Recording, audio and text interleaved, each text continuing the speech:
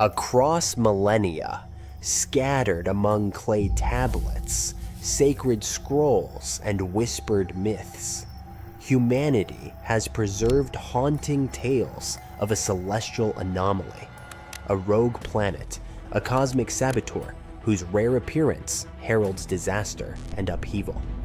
The Sumerians called it Nibiru, the planet of crossing. Egyptians feared it as the destroyer. Biblical texts knew it as the wormwood star. Are these merely the colorful myths of ancient peoples, or are they fragmented memories of an all-too-real cosmic threat? Modern science, once quick to dismiss such legends, is now forced to reconsider. In 2016, astronomers Konstantin Batygin and Mike Brown from Caltech presented mathematical evidence suggesting the existence of a massive planet at the far edge of our solar system, Planet 9. Their calculations describe a world 5 to 10 times the mass of Earth, on a highly elongated orbit that takes between 10,000 and 20,000 years to complete a single revolution around the Sun. Here's where ancient myth and modern astrophysics begin to blur. Sumerian cuneiform tablets, dating as far back as the 4th millennium BCE, contain astonishingly accurate astronomical data. They describe a solar system of 12 celestial bodies, including a mysterious 12th planet, Nibiru. How did ancient people know about Neptune, discovered only in 1846, or Pluto in 1930? Were they simply guessing, or did they remember something we've forgotten? One of the most controversial voices in this debate is researcher Zecharia Sitchin. He spent decades interpreting ancient Mesopotamian texts and proposed a radical theory that Nibiru is a habitable world with a sweeping elliptical orbit, home to an advanced race known as the Anunnaki, beings who once visited Earth. Mainstream academia has rejected Sitchin's translations, but the uncanny parallels between his claims and recent astronomical findings are hard to ignore. Let's focus on what the data tells us. Something is warping the orbits of distant objects in the Kuiper Belt, a vast icy region beyond Neptune. These objects behave as if being shepherded by a massive, unseen force. The dwarf planet Sedna, for example, follows a wildly unusual orbit that can't be explained by known gravitational influences. And then there's the Kuiper Cliff, an abrupt drop-off in the number of objects beyond 50 astronomical units. What's causing it? Something or someone. These anomalies have left astronomers scratching their heads and have fueled growing speculation that a massive, unseen planet is hiding in the dark outskirts of our solar system. Ancient texts from multiple civilizations describe apocalyptic upheavals linked to a celestial intruder. The Egyptian Ipuwer papyrus eerily recounts plagues and chaos. The river is blood, the earth turned upside down, days are shrouded in darkness. The Babylonian Epic of Era speaks of a time when the stars left their appointed paths. These aren't just poetic metaphors. They're historical shockwaves echoing from a forgotten trauma. So what happens if Nibiru, or Planet 9, makes its next approach? Even without a direct collision, the consequences could be catastrophic. Its gravity might tilt Earth's axis, triggering sudden climate shifts. It could awaken tectonic fault lines and stir dormant volcanoes. Disturbed asteroid belts might send deadly space rocks hurtling toward us. It could disrupt our magnetosphere, disabling electronics and satellites. But perhaps the most chilling aspect of this theory is the cycle. Sumerian texts suggest that Nibiru returns roughly every 3,600 years. If this is true, its last passage might have occurred around 1600 BCE. a time curiously aligned with the collapse of Bronze Age civilizations, a period marked by mass migrations, natural disasters, and inexplicable cultural decline. Was this coincidence or consequence? The clock might be ticking again. Today, the hunt for Planet 9 continues, using the world's most powerful telescopes and cutting-edge simulations. We stand on the edge of either confirming the greatest myth ever told, or revealing that ancient peoples tried, in the only language they had, to warn us.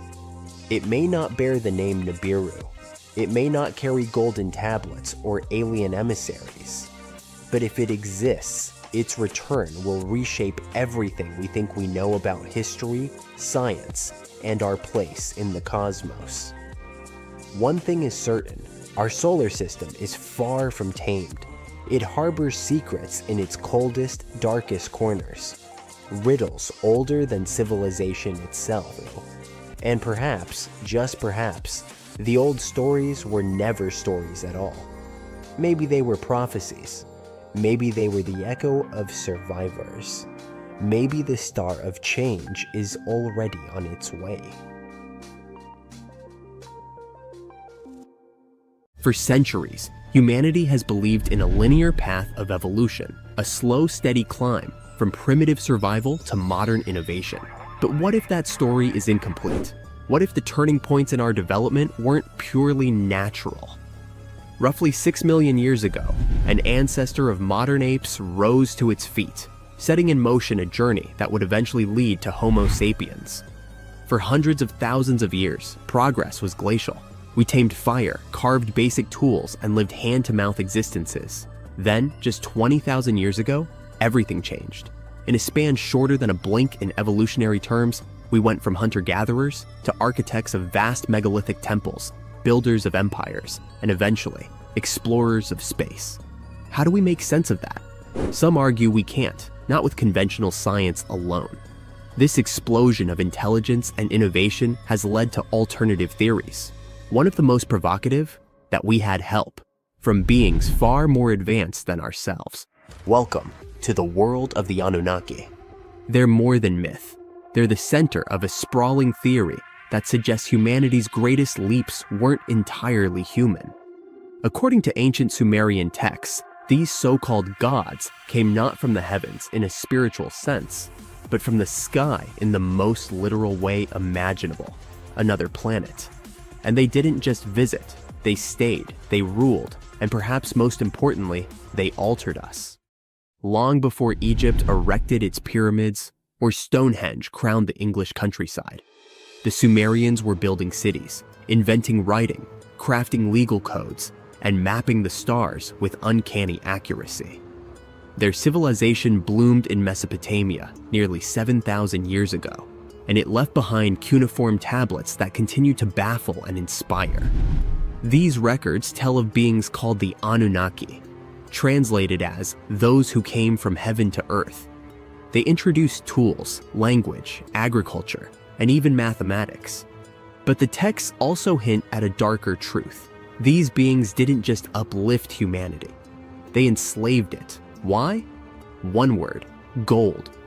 Ancient records describe massive gold mining operations that predated technological society. But here's the twist. To early humans, gold was worthless. It had no utility, no exchange value, no role in survival. Yet we dug for it with obsessive intensity.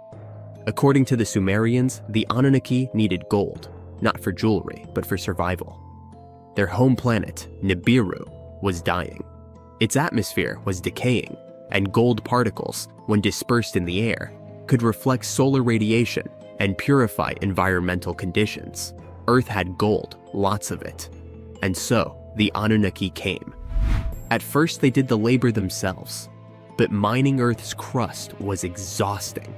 Frustrated and desperate, they considered a more efficient solution: genetic engineering. If they could merge their DNA with that of early humans, they could create a workforce suited to the task, strong, obedient, and intelligent. Enki, one of the Anunnaki leaders, took the lead. Early experiments were monstrous, deformed hybrids that echo legends of giants, cyclops, and mythic beastlists. Many were destroyed, others abandoned. But eventually, success came. Using one of their own as a surrogate, they implanted a fertilized egg, part Anunnaki, part hominin. The result was a child named Adamu. Sound familiar? To many, Adamu is the precursor to the biblical Adam. The parallels between religious creation stories and Sumerian myth are too sharp to ignore. Created in our image, from clay, the Sumerians were telling a story that would echo through ages, morphing into sacred texts and oral traditions around the globe. Adamu and his descendants became laborers, building a society under Anunnaki rule. But something strange happened. These hybrids didn't just follow. They learned, they questioned, they grew in number and complexity. Eventually, they became us. Here's where the timeline warps. Homo sapiens have existed for over 300,000 years. Yet for most of that time, we were indistinguishable from animals in both behavior and cognition. Then, seemingly overnight, we developed art, architecture, religion, governance, and science. No smooth curve, just a spike. How? Some point to climate shifts or population booms, but others look to Nibiru. Modern astronomers have observed gravitational anomalies beyond Neptune, suggesting the presence of a massive unseen planet. Dubbed Planet 9 or Planet X, it eerily mirrors the Sumerian Nibiru, which they claimed had an elliptical orbit that brought it near Earth every 3,600 years. The timing of historical jumps in human development? It aligned suspiciously well. According to legend, as Nibiru approached Earth, the Anunnaki would return. Some think they never left. Others believe they're watching, waiting. What did they look like? Relics suggest beings 3-4 meters tall, with elongated skulls and high foreheads, features mimicked by ancient civilizations who bound the skulls of their elite. They wore ornate robes, had light skin, and luminous eyes. Their leader was Anu. His sons, Enki and Enlil, managed Earth's operations. The Anunnaki might have left behind more than just myths, hidden knowledge, lost technology, even genetic markers that still echo within our DNA. The idea is unsettling, yet alluring, that our creators may return, that we are not the pinnacle, but the product. And here's another twist. Some researchers argue that humans don't even belong here. In the book, Humans Are Not From Earth, anomalies in our biology are explored. Why are we uniquely vulnerable to sunlight? Why do we suffer chronic back pain? Why are childbirths so difficult? Every other species fits perfectly into Earth's environment. We arguably do not. Could it be because we're hybrids? Part Earth, part something else. From gold mines to rocket ships, from caves to satellites, our species has always been driven by something deep and inexplicable. Maybe it's curiosity, maybe ambition, or maybe, just maybe, it's a buried memory of where we came from and who made us. So next time you look up at the night sky, remember, the answers to humanity's origin may not lie beneath our feet, but far above our heads. And the Anunnaki, their story isn't over. It may be just beginning. Comet 3I Atlas crashes into Earth, and a wave of widespread destruction starts shaking our planet. Ginormous tsunamis are swallowing coastlines, devastating earthquakes are cracking the ground. Hot debris is igniting massive firestorms. Thick clouds of dust are blocking the sun. Now, that's what could happen if 3I Atlas, a massive comet traveling through the solar system, collided with our planet. But can this disaster actually occur? When will 3I Atlas be the closest to Earth? Let's figure this out. First of all, this comet turned out to be way larger than we previously thought. Its weight is likely a whopping 33 billion tons. Let's throw in a few comparisons to put it into perspective. The Eiffel Tower weighs about 10,000 tons, So, 33 billion tons is roughly the weight of 3.3 million Eiffel Towers. Impressive. Next, all the cars on Earth, and we're talking about 1.5 billion vehicles, each weighing about 1.5 tons, weigh approximately 2.25 billion tons. This means that the comet's mass is 15 times greater than the combined weight of literally all the cars on the planet.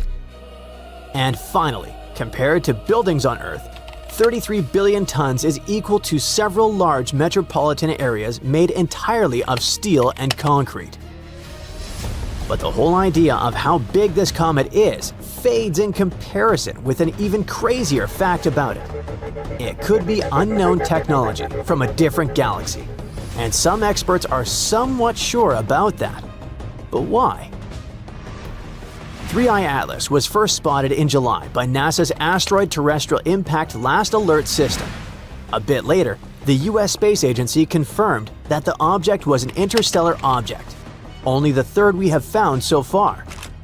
Before, it was Comet 2I Borisov that passed through in 2019, and Oumuamua, a weird elongated object that appeared in 2017. But the newest comet, with its up to 3.5-mile nucleus, dwarfs Oumuamua, which is just a quarter-mile long, and Borisov, which is about 0.6 miles across. By the way, some believe that the comet could be even bigger, up to almost 7 miles, but scientists haven't found any proof of that yet. Besides its size, 3I Atlas is different in other ways too, which makes some scientists question its origins. The object is shedding huge amounts of carbon dioxide and dust while zooming towards the sun. It's most likely the proof that 3I Atlas is more massive than the other two interstellar objects by 3 to 5 orders of magnitude, which is basically a serious anomaly. The comet is also traveling toward the sun incredibly fast. We're talking about around 130,000 miles per hour, which is almost 170 times the speed of sound. Another weird thing is that this interstellar object is following a straight trajectory, unlike anything else in the solar system. Most space bodies move along curved orbits due to the force of gravity. That made some researchers believe that 3I Atlas might be a probe sent by another civilization to explore Earth, possibly with not-so-friendly intentions. Their theory is that the object could be a technological artifact, a sign of cosmic intelligence. You see, the comet moves in a pretty weird way that doesn't totally line up with just gravity. Its trajectory also takes it close to Venus, Mars, and Jupiter. And researchers think that these planets might be especially interesting for another civilization to pass by. Another bizarre fact, the space traveler also spins backward compared to most stuff in our solar system. This might be necessary to make it easier for 3I Atlas to get near Earth without much resistance. Some scientists think the comet's odd spin and flight path could help whoever or whatever made it take super precise measurements of the planets, things like their orbits and sizes, to plan a perfect route through the solar system. If 3I Atlas suddenly changes direction in a big way, that might mean it's using some kind of built-in engine instead of just drifting through space. There's also another theory that suggests it could be a piece of unknown tech that's still active. There's no need to worry though, at least at the moment. The comet isn't coming anywhere near us. NASA says it'll stay around 150 million miles from Earth when heading toward the sun. So the question is, where do such space visitors come from? Astronomers have found that the 3 interstellar objects we discovered came from totally different parts of the galaxy. And each of them has its own age and background. 3I Atlas turned out to be the oldest, about 4.6 billion years old, and it came from the Milky Way's thick disk. That's a region filled with older stars that have fewer heavy elements. 1I Oumuamua is much younger, around 1 billion years old. It came from the galaxy's thin disk, where new stars are still being born. Oumuamua, Hawaiian for a messenger from afar arriving first, was the first known object from another star system to pass through our solar system. Basically, the first interstellar guest. It was super stretched out, about 10 times longer than it was wide, unlike anything else we've spotted in space. It also sped up in a way that couldn't be explained by gravity alone. Changes in brightness showed it was tumbling end over end instead of spinning smoothly. At first, scientists were confused because the space body didn't have a tail or cloud of gas like a normal comet, even though it was accelerating. That led to a lot of debate about what it was made of and where it came from.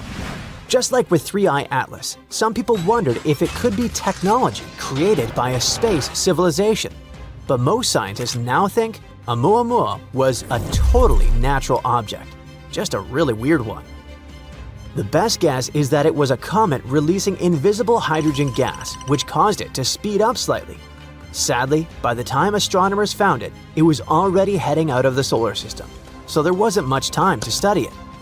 As for 2I Borisov, it sits in between at roughly 1.7 billion years old. It also came from the thin disk. It was the first confirmed comet to come from another star system, and it gave scientists a super rare peek at what materials beyond our solar system were made of. The comet was discovered in 2019 by Gennady Borisov, an amateur astronomer who actually built his own telescope to search for faint space objects.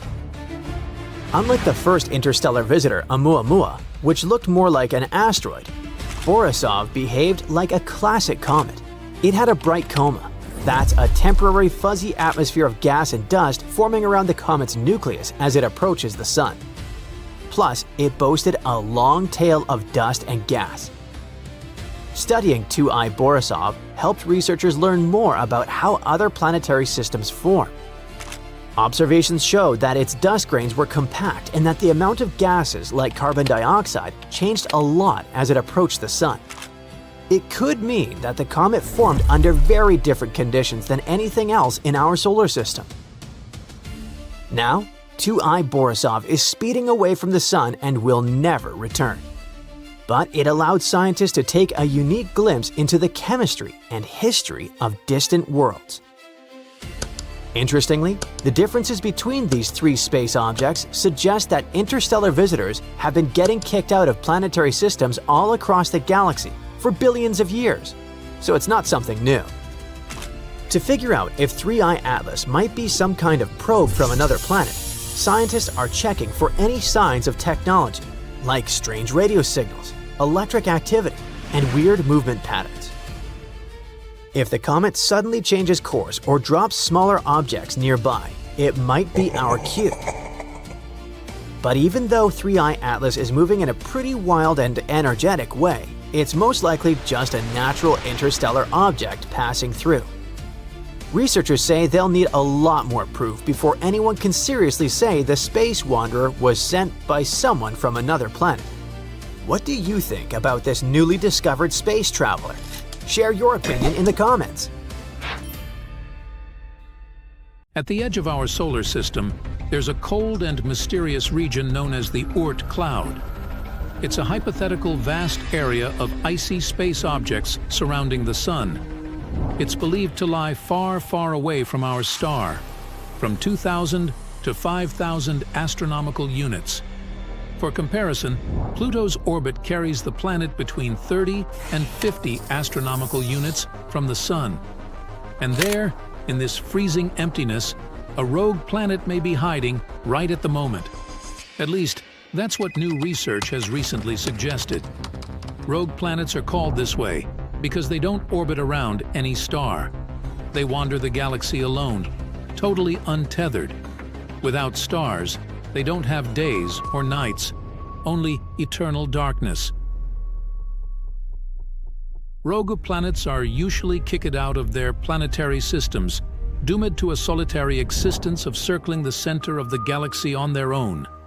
Of the thousands of planets scientists have detected outside of our solar system, only a dozen or so are starless and cruising on their own. At the same time, there might be billions or even trillions of rogue planets wandering around our galaxy. If these estimations are true, it might mean that the Milky Way contains more free-floating planets than stars. Anyway, in 1907, one astronomer started a search for Planet X. It's a hypothetical giant planet moving around the Sun beyond the orbit of Neptune. The scientist was convinced that this planet existed because he had observed some irregularities in the orbits of Uranus and Neptune. His idea led to the discovery of Pluto in 1930.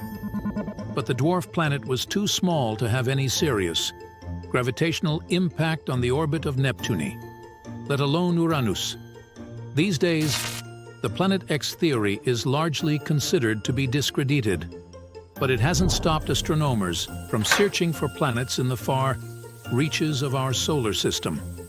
And shockingly, a new study claims there might be one or even more out there, but much, much further away than predicted. An international team of scientists has recently simulated the unstable celestial mechanisms of the early solar system. They've discovered that there's a possibility that a few planet-sized bodies might have come to rest in the Oort cloud. You see, about 4.5 billion years ago, when the solar system was just forming, it was a hectic and unsettled place. Gravity sent debris from the cooling protoplanetary dust cloud hurtling around like cosmic tennis balls. From time to time, large chunks of this debris, even planet-sized ones, were sent flying far enough to escape the sun's gravity altogether. Such pieces of debris turned into rogue planets. Researchers have seen such space wanderers in distant exoplanetary systems, but according to them, there's a 0.5% chance that one or more of those wayward planets formed in the solar system and ended up in the Oort cloud after drifting away from the sun. At the same time, it's slightly more likely that a rogue, Neptune-like planet was snagged by the sun's gravity from another planetary system. And then, this planet came to rest somewhere in the Oort cloud. The chances that this scenario is true reach 7%. If this turns out to be the case, then a space body similar to Planet X might indeed be hiding out there, on the outskirts of our solar system. The only problem is that it would still be too far away to have any impact on Neptune's orbit. In any case, most researchers are convinced that the Oort cloud is made up of a collection of way smaller icy objects. But given the distance to the Oort cloud and its enormous size, we may never really figure out what is lurking out there. Tartessos, a mysterious, highly developed society that once flourished and then, without any warning, suddenly disappeared. Moreover, before they were completely gone, they performed some strange rituals, as if they were trying to save themselves from something. But what happened to these people? Let's try to find out. Let's go to the southwest of Spain, to about 2,500 years ago. Once, there was a beautiful city here, a trade center of Tartessos. Imagine the temple in the middle of a deserted town. A breathtaking, monumental two-story building. There's a thick smell of frying meat in the air, and the smoke from its frying rises high into the sky, covering the patterns of the sanctuary. The sun has already set, and it's time to prepare for the ritual. We enter the ancient monumental hall. Inside, hundreds of people gather around a long wooden table lined with delicate ceramics and bronze bowls. They feast and drink. These people have much more fun than the animals outside the building. These animals are being prepared for the ritual. Horses, cows, pigs, donkeys, even dogs. All of them were brought here to appease the deities. And what happens after the ritual itself is even crazier. At the end of the ceremony, people take torches and set fire to the whole building. Everything turns to ashes and coals, and when the last embers fade away, they take shovels and begin to bury this place. It will take them at least several days to bury the former sanctuary under piles of earth. They work tirelessly. In some places, the thickness of the layers of mud and clay will reach almost 14 feet. And then these people, the last known Tartessians, just leave this place and disappear from our world forever. But what just happened? Why did they even do all this? Let's start from the beginning. Tartessos was first mentioned in Greek and Roman texts thousands of years ago, but for a long time, we had no idea what it even was. All the descriptions were contradictory and confusing. Some archaeologists thought that Tartessos was a kind of seaport. Others thought that it was a river or a water reservoir. They even said this place could be connected with the mystical Atlantis. But there was nothing to back it up with, so the scientific community quickly rejected this idea. But today, we know the truth. Tartessos was an ancient civilization. It's been located on the Iberian Peninsula, one of the southernmost islands of Europe.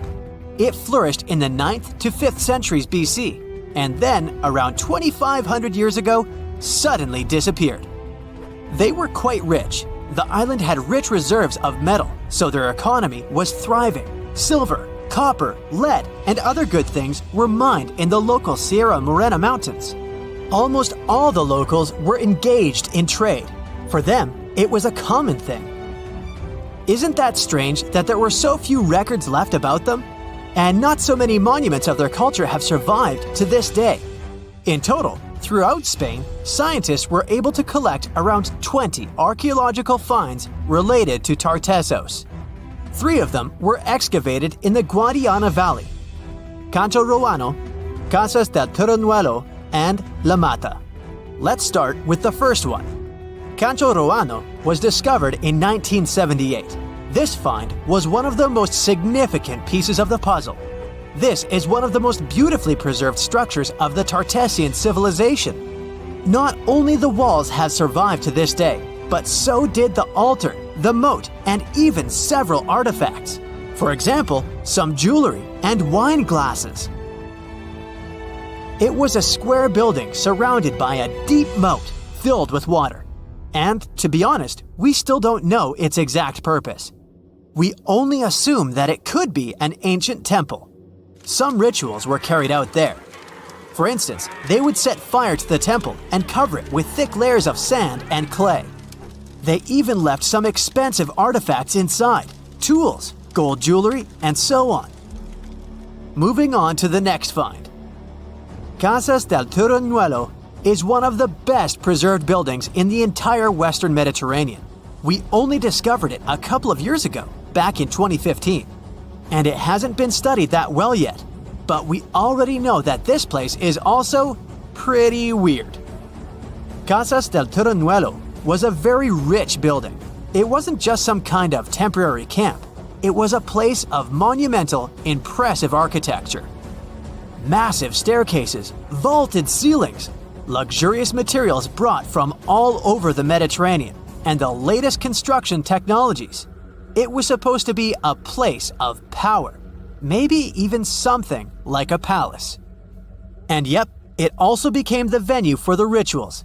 It's unclear whether the locals intended to destroy this beautiful place from the very beginning, but this is where they performed the greatest ritual in the area. This ritual involved more than 50 animals, including the most valuable ones, horses. It was their only means of transportation. The fact that these people gave away their horses may indicate that they planned to stay here for some time. Perhaps they hoped to appease the deities and settle on local lands. The ritual was carried out exactly as they intended. And just like Cancho Ruano, this place was also set on fire.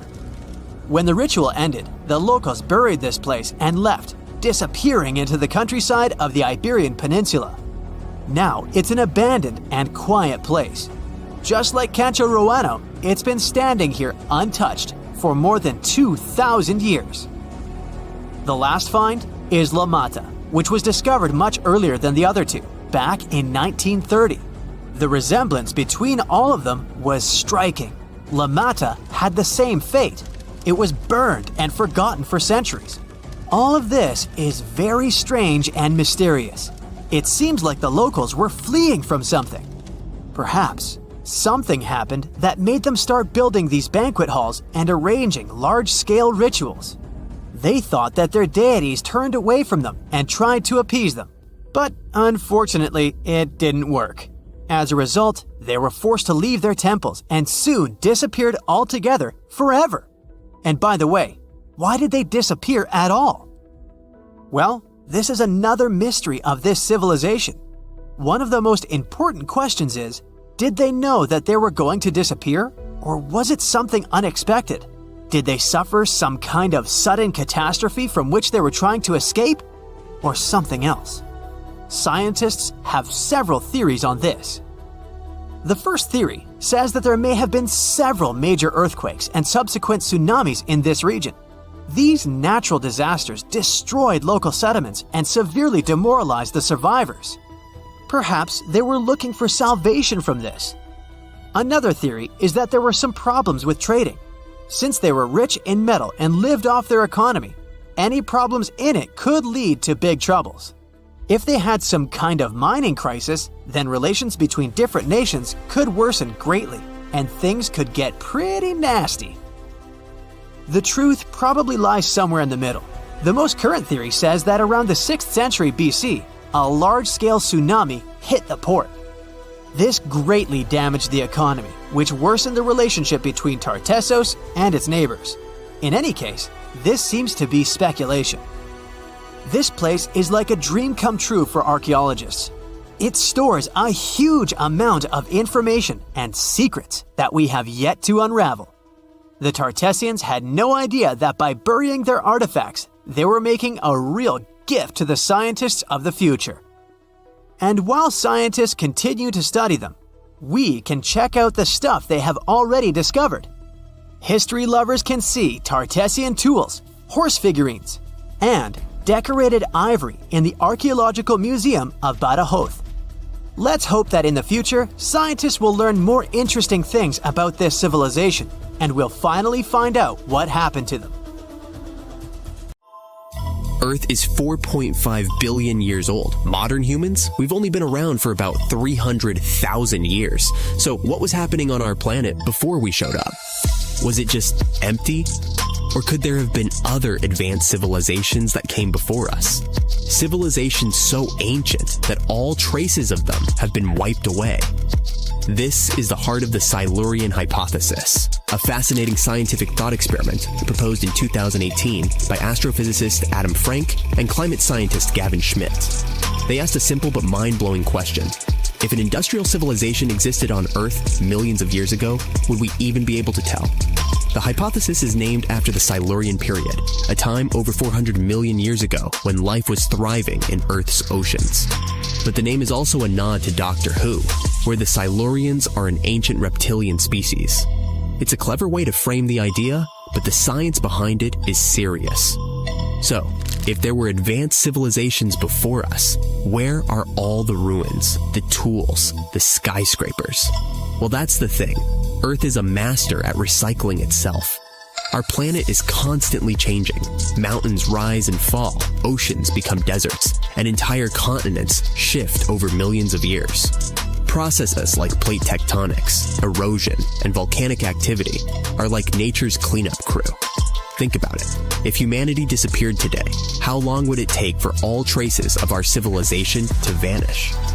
Scientists estimate that within a few million years, even our toughest structures, like skyscrapers and nuclear waste sites, would be ground into dust and scattered across the planet.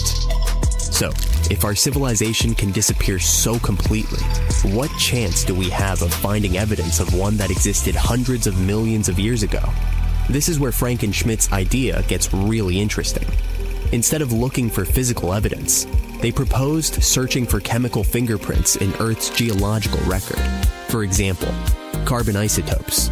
Burning fossil fuels changes the ratio of carbon-12 to carbon-13. If an ancient civilization used industrial processes, we might find these anomalies in ancient rock layers.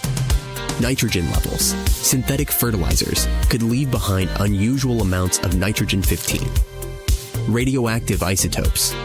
If they used nuclear technology, we might find traces of plutonium-24 or iodine-129, elements that don't occur naturally in large amounts. But here's the catch. Natural processes can also produce similar chemical signatures. For example, massive volcanic eruptions can release huge amounts of carbon dioxide, altering isotope ratios. So, how do we tell the difference?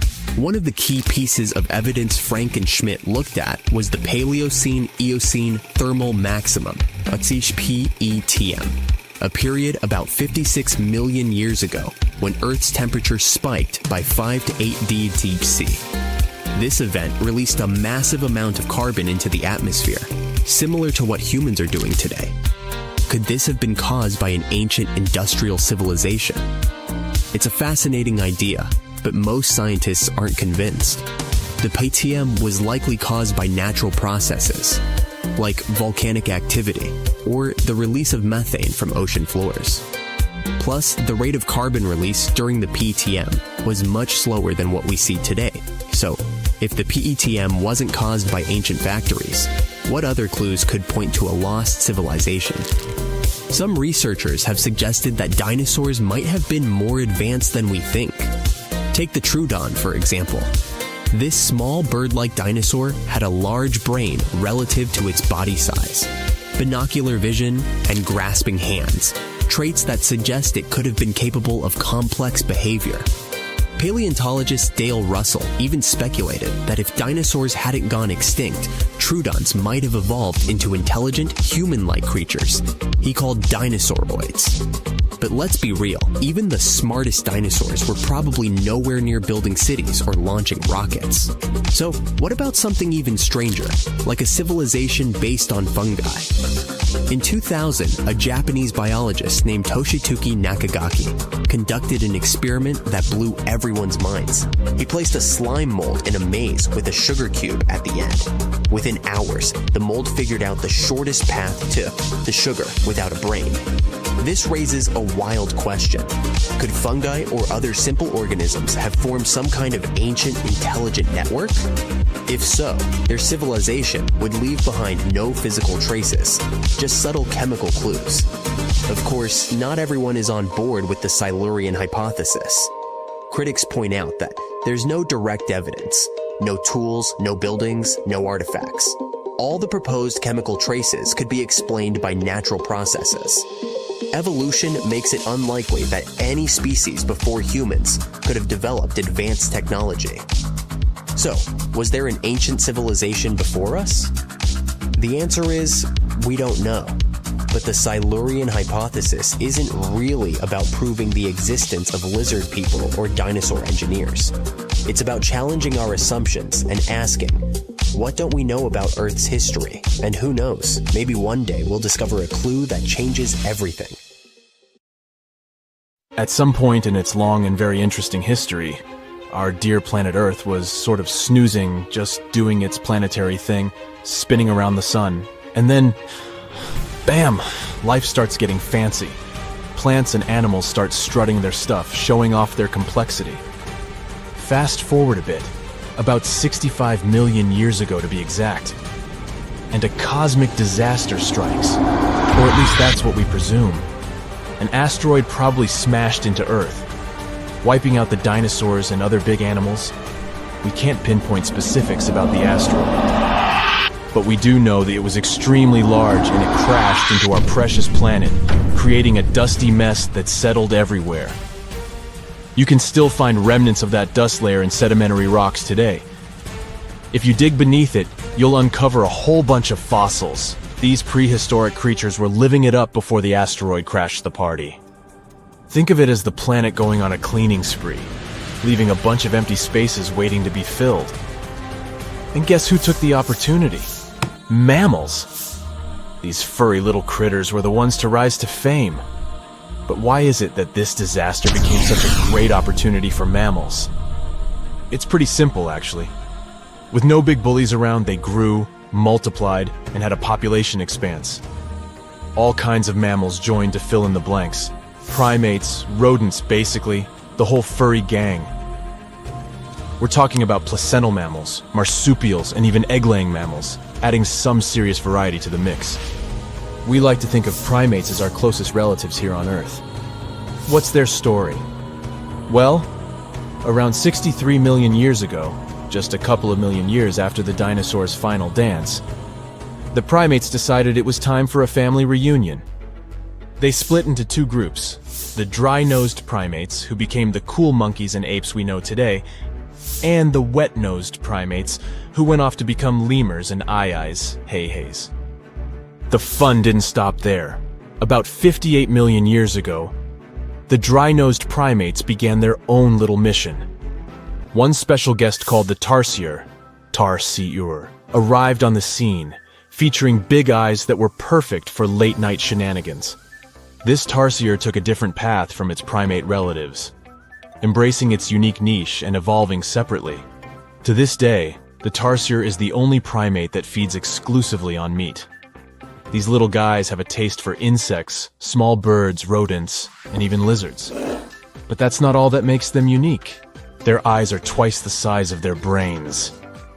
Also, their heads can do a full 180-degree spin, just like an owl. Because of their features, the tarsiers are the true kings and queens of the night. With their superpower of ultrasonic tracking, they can spot their prey instantly. Plus, their legs and feet are like springs ready to launch them into action. They've got this special ankle bone called the tarsus, which gives them those epic leaping skills. Hence the name, if you were wondering. But let's leave these little critters to rest and get back to our story, shall we? About 55 million years ago, the Earth cranked up the heat, literally. This sudden hot pod was a bit too much for many deep ocean dwellers and plants to handle, and they bid their farewells. But hey, every goodbye is an opportunity for something new, right? The oceanic mammals known as cetaceans, saw their chance and took it. They splashed into those empty niches, becoming the rulers of the sea. In this category of creatures, you can find the blue whale and the dolphin. A special primate guest made an appearance around 47 million years ago. Scientists now affectionately call the fossil of such a creature Ida. This little wonder caused quite a stir, initially hailed as the missing link in human evolution. But here's the hilarious part.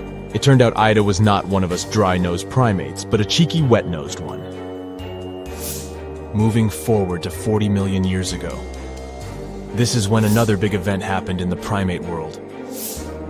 The New World monkeys, our distant cousins, decided to take a different path and branch off from our lineage of Old World monkeys. They packed their bags and set off to conquer South America, where they're still living it up today. What's the difference between the two, you might ask? Well, one crucial thing that sets them apart is the fact that the Old World monkeys had nostrils that pointed downwards. Around 25 million years ago, another troop of apes entered the scene, and these guys had something special, the lack of a tail. These unique creatures would go on to become our closest relatives. We're talking apes and great apes, the cool gang who share a whole lot of genetic similarities with us. The first ape to break free from the monkey madness was the gibbon. About 18 million years ago is when this little acrobat swung into the picture. A few million years later, the great apes made their grand entrance too. Orangutans were the pioneers, venturing into the wilds of southern Asia. We're getting closer and closer to the present. It was 7 million years ago when the great apes took a major fork in the evolutionary road. One path led to our ancestors, the future Homo sapiens, and the other path led to chimpanzees and bonobos. These two primate branches remained united for a few million years before finally going their separate ways. 5.6 million years ago, a game-changing ape called Ardipithecus made its way into our evolutionary history. It had a special talent, bipedalism. That's right, this was one of the first apes to walk on 2 feet, probably making its primate buddies raise an eyebrow or two. The real showstoppers, however, arrived around 4 million years ago, the Australopithecus crew. These were the earliest members of the Hominina Hominina subtribe, our tribe. What made them so special? Well, probably the fact that they brought some serious tools to the game. Stone tools, to be precise. It seems that at some point in their evolution, these clever primates started using stones to make their lives easier. Now here comes a crucial turning point in our story. About 2 million years ago, our ancestors faced a food shortage. Survival of the fittest was the name of the game, and two strategies emerged. Group 1 went for stronger jaws, allowing them to chomp on tough foods like nuts. Group 2 had a different idea. They opted for weaker jaws, but bigger brains. They wanted access to a wider range of food options. Obviously, the bigger-brained group took the prize. And here's where our gang comes into play. Around 2.5 million years ago, a type of primate also known as handyman made its mark on history. These clever beings had larger brains and knew how to put those neurons to good use. About 1.9 million years ago, a new star emerged, Homo erectus. These creatures not only walked upright, but also had brains that were almost twice the size of the handyman's. They took the world by surprise, becoming the first of our direct ancestors to venture out of the African continent. They even knew how to tame fire. Approximately 700,000 years ago, the world witnessed a culinary revolution. The earliest evidence of cooking appeared. And around 500,000 years ago, our ancestors decided it was time to become a bit more fashionable, donning the first evidence of clothing. Our very own species came to be just 300,000 years ago. Told you we were late to the party.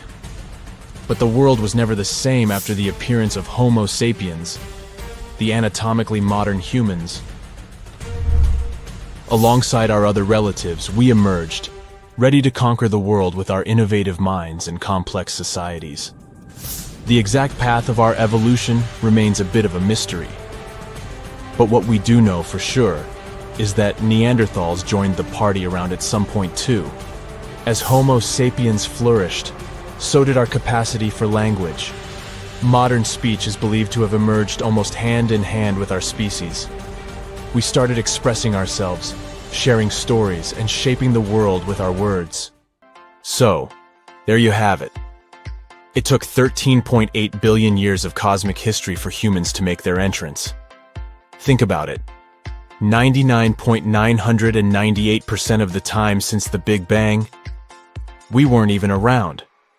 Our species, Homo sapiens, is the toddler of the Earth's family, existing for just the tiniest fraction of the universe's timeline. Yet, in this blink of an eye, we've managed to unravel the entire story that led to our existence. The story won't end with us. It's an ongoing saga, still being written with every passing moment. Strange and amazing items are discovered often, but figuring out what our ancestors were up to is pretty tough. Especially when all you have are just some rusty cups and cave drawings. It's no surprise that even the experts in lab coats sometimes make mistakes. But it's not just about dusty plates and huge stones. Sometimes there's even humans with large heads. So grab your digging tools and let's travel back to ancient times to explore incredible societies that even scientists can't fully explain. Sardinia may look idyllic now, but I'm not gonna lie, I wouldn't fancy visiting it 3,000 years ago. Rumor has it, terrible giants roamed around this island back then. People even talk about finding human skeletons over 13 feet tall there, although nobody's ever shown anything to prove it. But the stories will make you wonder because some weird stuff has definitely happened. In 1974, over 5,000 pieces of broken stone artifacts were found in a part of the island called Monte Prama, but instead of being displayed in a museum, they were locked up in an underground vault for about 30 years. Sounds a bit suspicious, doesn't it? When they were finally displaced in 2005, scientists put the pieces together to find statues of 38 giant men standing 8 feet tall. Not quite as tall as the legendary skeletons, but still pretty huge. It's thought these statues were made by the Nuragic people, who lived on the island a long time ago. Besides giant statues, they also built over 8,000 massive stone buildings. Perhaps Nuragic weren't giants themselves, but they definitely liked their things big. I do too. I like a big number of likes on our videos. That would be pretty great. Thank you if you liked this and subscribed. Now back to the video. You and I are pretty smart, but we might not be the smartest humans ever. Actually, we might not even be the smartest species. Since 1913, some skull fossils found in South Africa have hinted at a possibly smarter contender called Boskop Man. This human-like species might have lived as recently as 10,000 years ago. Their skull suggests they had really big heads, which means their brains could have been 30% bigger than ours. Wow! Their average IQ could have been around 149, making them among the smartest 0.05% of people today. But if a Boskop Brainiac was so much smarter, why are they not around and we are? Well, bigger isn't always better, you know. Our brains are a lot bigger than our ape relatives, mainly in the prefrontal cortex. This part helps with high-level tasks like making decisions, remembering things short-term, and being aware of ourselves. The parts of the brain that handle our senses and movements haven't really grown much. So, maybe the Boskops spent too much time dwelling on the past rather than doing practical things like hunting. But this is all just guessing. We really don't know what happened to these clever cousins of ours. Some people even argue that Boskops weren't any different from us, with the only evidence being parts of skulls. The jungle is huge. Did you know the Amazon rainforest is home to about 30% of all the world's plant and animal species? That's impressive. However, the history of one native species, humans, has long puzzled scientists. The mysterious Kasarabe people lived here for hundreds of years and then vanished around 1400 AD. People thought the Amazon only had a few scattered tribes, but recently we discovered big, unusual shapes in the ground called geoglyphs. These might look like simple shallow ditches, but they're actually the remains of a vast civilization that spread over 5,000 square miles and includes about 450 markings, some as wide as 1,300 feet. That's insane! They likely contained ceremonial buildings and could have hosted up to 1 million people as recently as 550 years ago. Thanks to new technology like LiDAR, which uses a safe laser to map the forest without harming it, we can explore deeper. In 2019, some scans showed miles of raised roads and pathways and even pyramids over 70 feet tall. They found 26 separate settlements, 2 of which were at least 250 acres each. Damn, that's like 330 soccer fields. It's not certain what happened to the Kasarabe people. Maybe European conquistadors drove them out.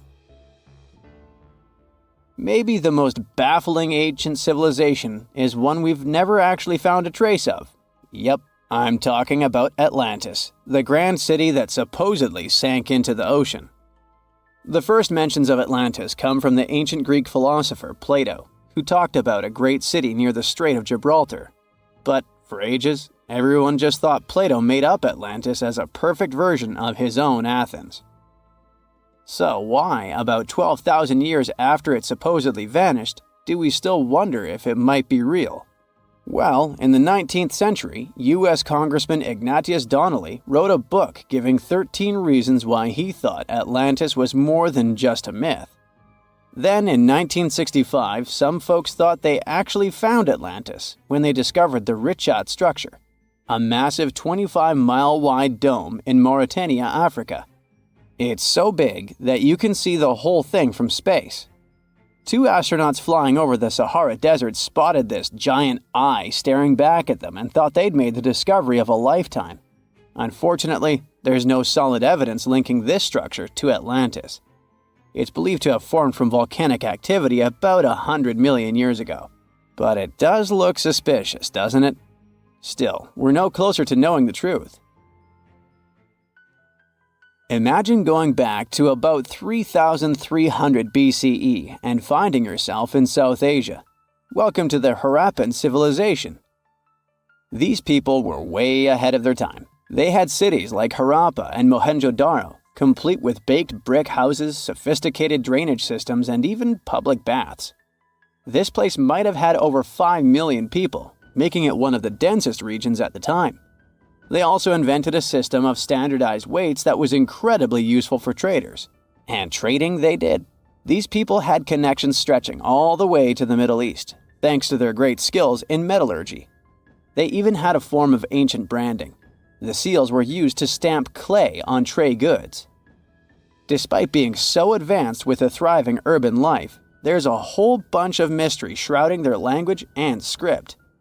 We've got bits and pieces of their writing, but no one's deciphered them yet, even with all the technology we have today. We also still don't know how exactly their society worked. It looks like they didn't flaunt their social status as much as other civilizations. No grand palaces or massive monuments. Instead, their largest buildings might have been granaries. They sure were practical. Unfortunately, all good things must come to an end. Around 1800 BCE, this bustling civilization started to decline, possibly due to shifts in river patterns. As the environment changed, the Harappans packed up, moving towards more hospitable lands. Ever heard of the Minotaur? The beast with a bull's head and a man's body, hunting the bravest travelers in a massive maze. Well, this wasn't just any old tale. It was one of the most popular dramas of the ancient world, and it was inspired by this place, the island of Crete. The Minoans lived here during the Bronze Age. They had stunning palaces, amazing frescoes, and a culture so rich it still fascinates historians to this day. They built places like Knossos, which was so complex with its multi-story buildings and elaborate hallways that it might have inspired the whole labyrinth myth. Their engineering was so ahead of its time that even their drainage systems were more advanced than what many of us have today. Let me know in the comments which of these stories you find the most fascinating, and thanks for watching. How about a mysterious object that used to orbit between Mars and Jupiter? At one point in the early days of the solar system, it was destroyed by some catastrophic event. This space body is called Phaeton, and this planet is totally hypothetical. But some people believe that the debris the planet left behind could have formed the asteroid belt. If you like this kind of content, please give it a non-hypothetical like and subscribe. Your support is very important to us. Thank you. Now, at the start of the 19th century, people hadn't discovered the asteroid belt yet. But in 1801, one astronomer spotted the largest asteroid in our solar system, Ceres. At that time, it was believed that a planet was orbiting between Mars and Jupiter, and Ceres seemed to be a suitable candidate. But the next year, another astronomer discovered one more space object with a similar orbit. It was an asteroid that was later named Pallas. These discoveries made scientists conclude that these two objects could have been fragments of the very planet that had once been dwelling between Mars and Jupiter. The following discovery of two more asteroids, Juno and Vesta, seemed to confirm this idea. Only in the 20th century did the hypothetical planet get its name, Phaeton. It was actually a name taken from Greek mythology, meaning shining one. The hero with this name was the son of the sun deity, Helios, who rode his solar chariot across the sky every day, giving humans the heat and light necessary for survival. One day, Helios allowed Phaeton to drive his chariot. But the sun didn't manage to control the horses. Everything went wrong, and Earth was about to burn down. That's why the main deity, Zeus, had to stop Phaeton with a thunderbolt.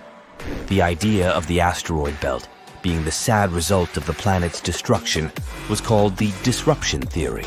And of course, there were several ideas explaining the planet's tragic fate.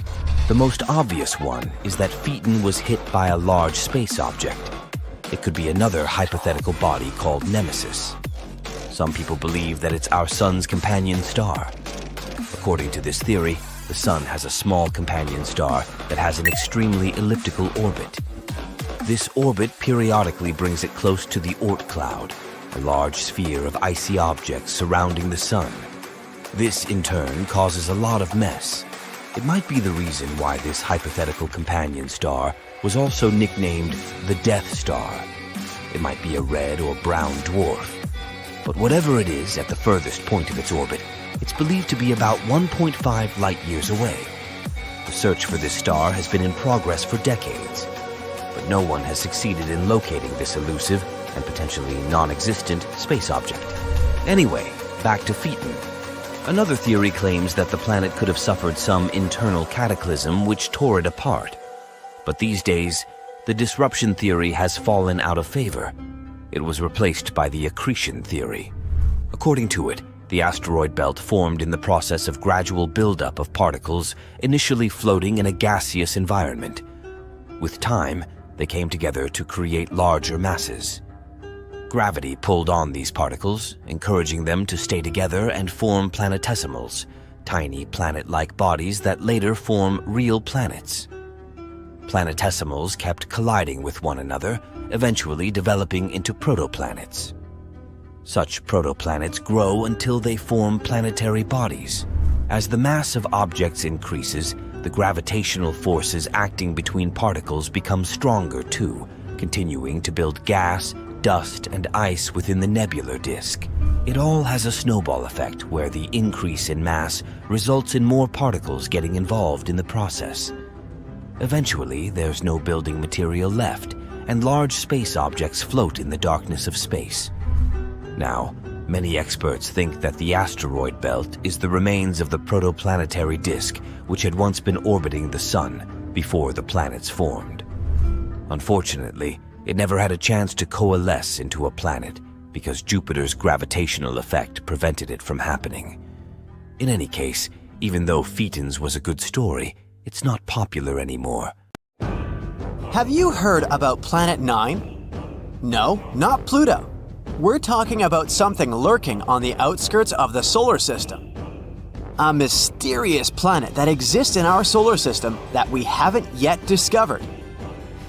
We've been looking for it for years, but finally, it seems like scientists found a key to solve this mystery. Planet 9 is a hypothetical planet. Astronomers have been on the hunt for it for quite some time now, but it's so elusive that they've only been able to piece together a few details about its potential characteristics. One thing we do know is that Planet 9 has to be a massive world, possibly up to 10 times the mass of Earth. That's one big planet. It's also thought to be a distant wanderer, hanging out somewhere between Neptune and Pluto.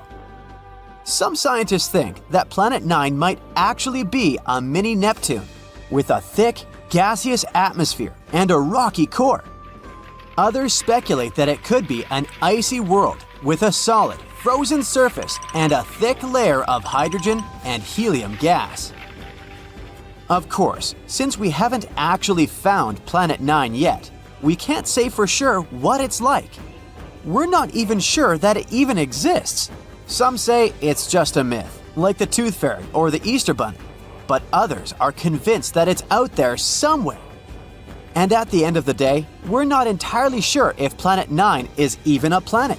It might be a special kind of black hole or made entirely of dark matter. The search for Planet 9 began in the early 21st century when a group of astronomers realized that something wasn't quite right with the outer reaches of our solar system.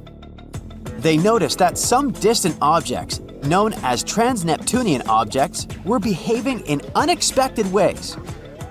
Trans-Neptunian objects, or TNOs, are like the cosmic version of those items in the back of your fridge that you forgot about for years. They're small, icy bodies that hang out in the Kuiper Belt, beyond Neptune. So, scientists noticed that these guys started behaving weirdly. At first, they thought it might be a fluke. But as they dug deeper, they began to suspect that there was a ninth planet lurking out there. Why haven't we discovered it yet, you ask? Well, it may be because of Planet 9's weird orbit. All the other 8 planets orbit the Sun in roughly the same plane, which is like a flat disk. However, our hypothetical friend's orbit is different. It might be tilted and move in a different direction compared to the other planets. Its orbit might also be stretched out like an oval, rather than being nearly circular like usual. Because of this, Planet 9 might spend most of its time far from the Sun, like a true introvert. It only comes relatively close to the inner solar system every few thousand years. This would make it super faint and hard to spot, so the only way we may discover it is by studying the gravitational effects it has on our solar system. And this isn't the first time astronomers have gone looking for a new planet. Back in the 19th century, there was a similar hunt for a hypothetical Planet X.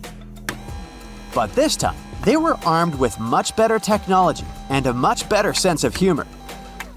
They began calling their elusive quarry Planet 9, which was much catchier than Planet X. They even came up with a hashtag for the search, Pluto Lives. It was a reference to the fact that Pluto had been kicked from the planet gang and some astronomers were eager to find a new planet to take its place. But the search for Planet 9 has been no easy task. It's like trying to find a lost sock in the laundry basket the size of a football stadium. It's so far away and so faint that even the most powerful telescopes can't see it.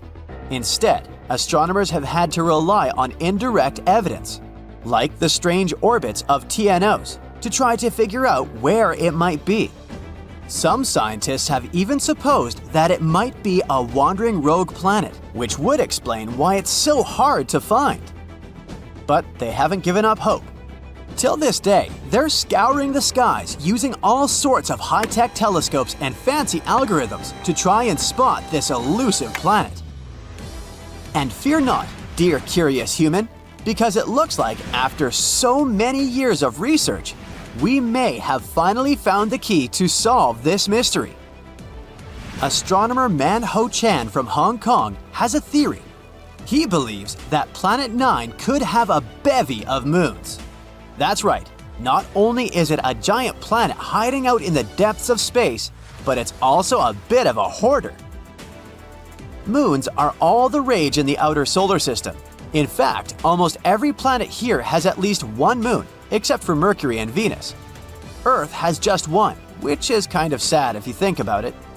Even non-planetary bodies like Pluto have at least a couple of moons. A bit unfair, isn't it? Anyway, taking this into account, let's go moon picking with Planet 9. The region between the rock-filled Kuiper Belt and the rock-filled Oort cloud, where this planet is predicted to be, should be ripe for the picking. Chan made some calculations and determined that it would be stranger if the elusive planet didn't have any satellites. According to his calculations, an object the mass of Planet 9 should capture at least 20 TNOs as large as almost 90 miles across. It's like our mysterious planet is playing cosmic Pokemon with these guys. So, what if Planet 9 has moons? Would that make any difference? Kinda yes.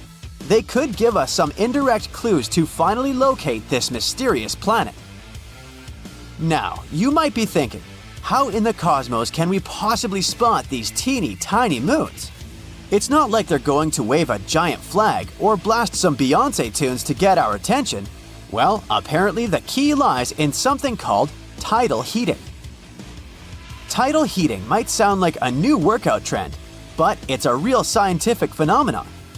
It happens when two celestial bodies are close together. You see, tides aren't just about the rise and fall of the ocean, they're also the result of gravity pulling unevenly on a planet or moon. When a planet and a moon are close enough to each other, their gravity pulls on each other, creating a bit of a football shape. And as these celestial bodies move around each other, they shift shape and generate friction inside, which produces heat. Wow, who knew that Planet 9 could have a workout routine? Perhaps we should start calling it Gym Planet instead.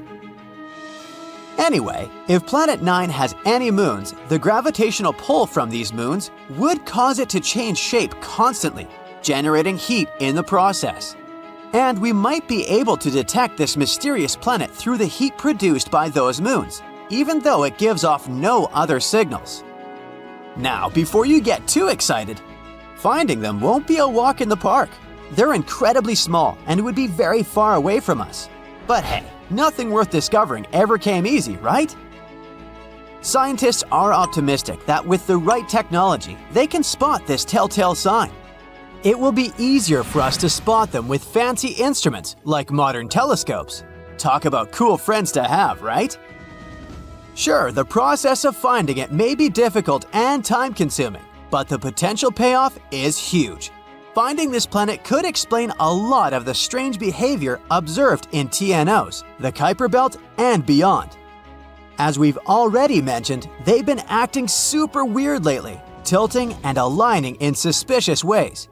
If this planet doesn't actually exist, we have yet to explain what is the reason for this strange behavior. In any case, the search for Planet 9 is one of the most exciting and intriguing quests in modern astronomy. It's like a cosmic scavenger hunt, and everyone's invited to join in on the fun. So, grab your telescopes and let's go planet hunting. Who knows, maybe we'll find it sooner than we think. Now, we wouldn't call this island mystical unless there were tales of giants living here. The island of Gozo in Malta is the backdrop of an ancient legend. Malta is an island country located in the Mediterranean Sea, just south of Europe. It's a very strategically located archipelago. Throughout history, it was ruled by many different societies, such as the Phoenicians, Greeks, Romans, and Carthaginians. One cold night, thousands of years ago, a farmer noticed the sky turn orange, then red, when he heard a loud thump. Although the ground seemed to be moving, this wasn't an earthquake. When he looked toward the woods, he saw a giant silhouette, taller than the trees. As he fearfully approached, he realized it was a woman, a giant woman. She introduced herself as Sunsuna. Unlike the terrible giants of many tales, Sunsuna didn't want to exterminate the human race. She was loving and caring. She told the farmer that she and her people could help protect their land from invaders. The locals were pretty interested in this offer. Since Malta is located in an important commercial route, it was constantly being invaded. The story says that Sunsuna settled in Malta, and sooner rather than later, she was moving things around. And when I say things, I mean monoliths. Sunsuna carried huge stones on her shoulder to build a magnificent temple called Gigantia, which means place of giants. She even did this while holding her half-giant, half-human kid on the other shoulder. Some say Sunsuna lived exclusively on beans and honey, although others replaced honey with water. The funniest bit here is that Malta is the 10th smallest country in the world, but it somehow managed to host giants. Hey, go figure. The temple looked like a giant game of Tetris, with some stones weighing as much as 20 elephants. Some of these monolithic rocks are so heavy, scholars guess it would take 50 men working together to lift just one stone. Now, as much as this is entertaining, humans never proved giants were real, so this story couldn't be true. There's a brief mention of a species of giants called the Nephilim in some ancient texts. The Nephilims would have been terrible giants that wreaked havoc on the earth and only survived until the Great Flood.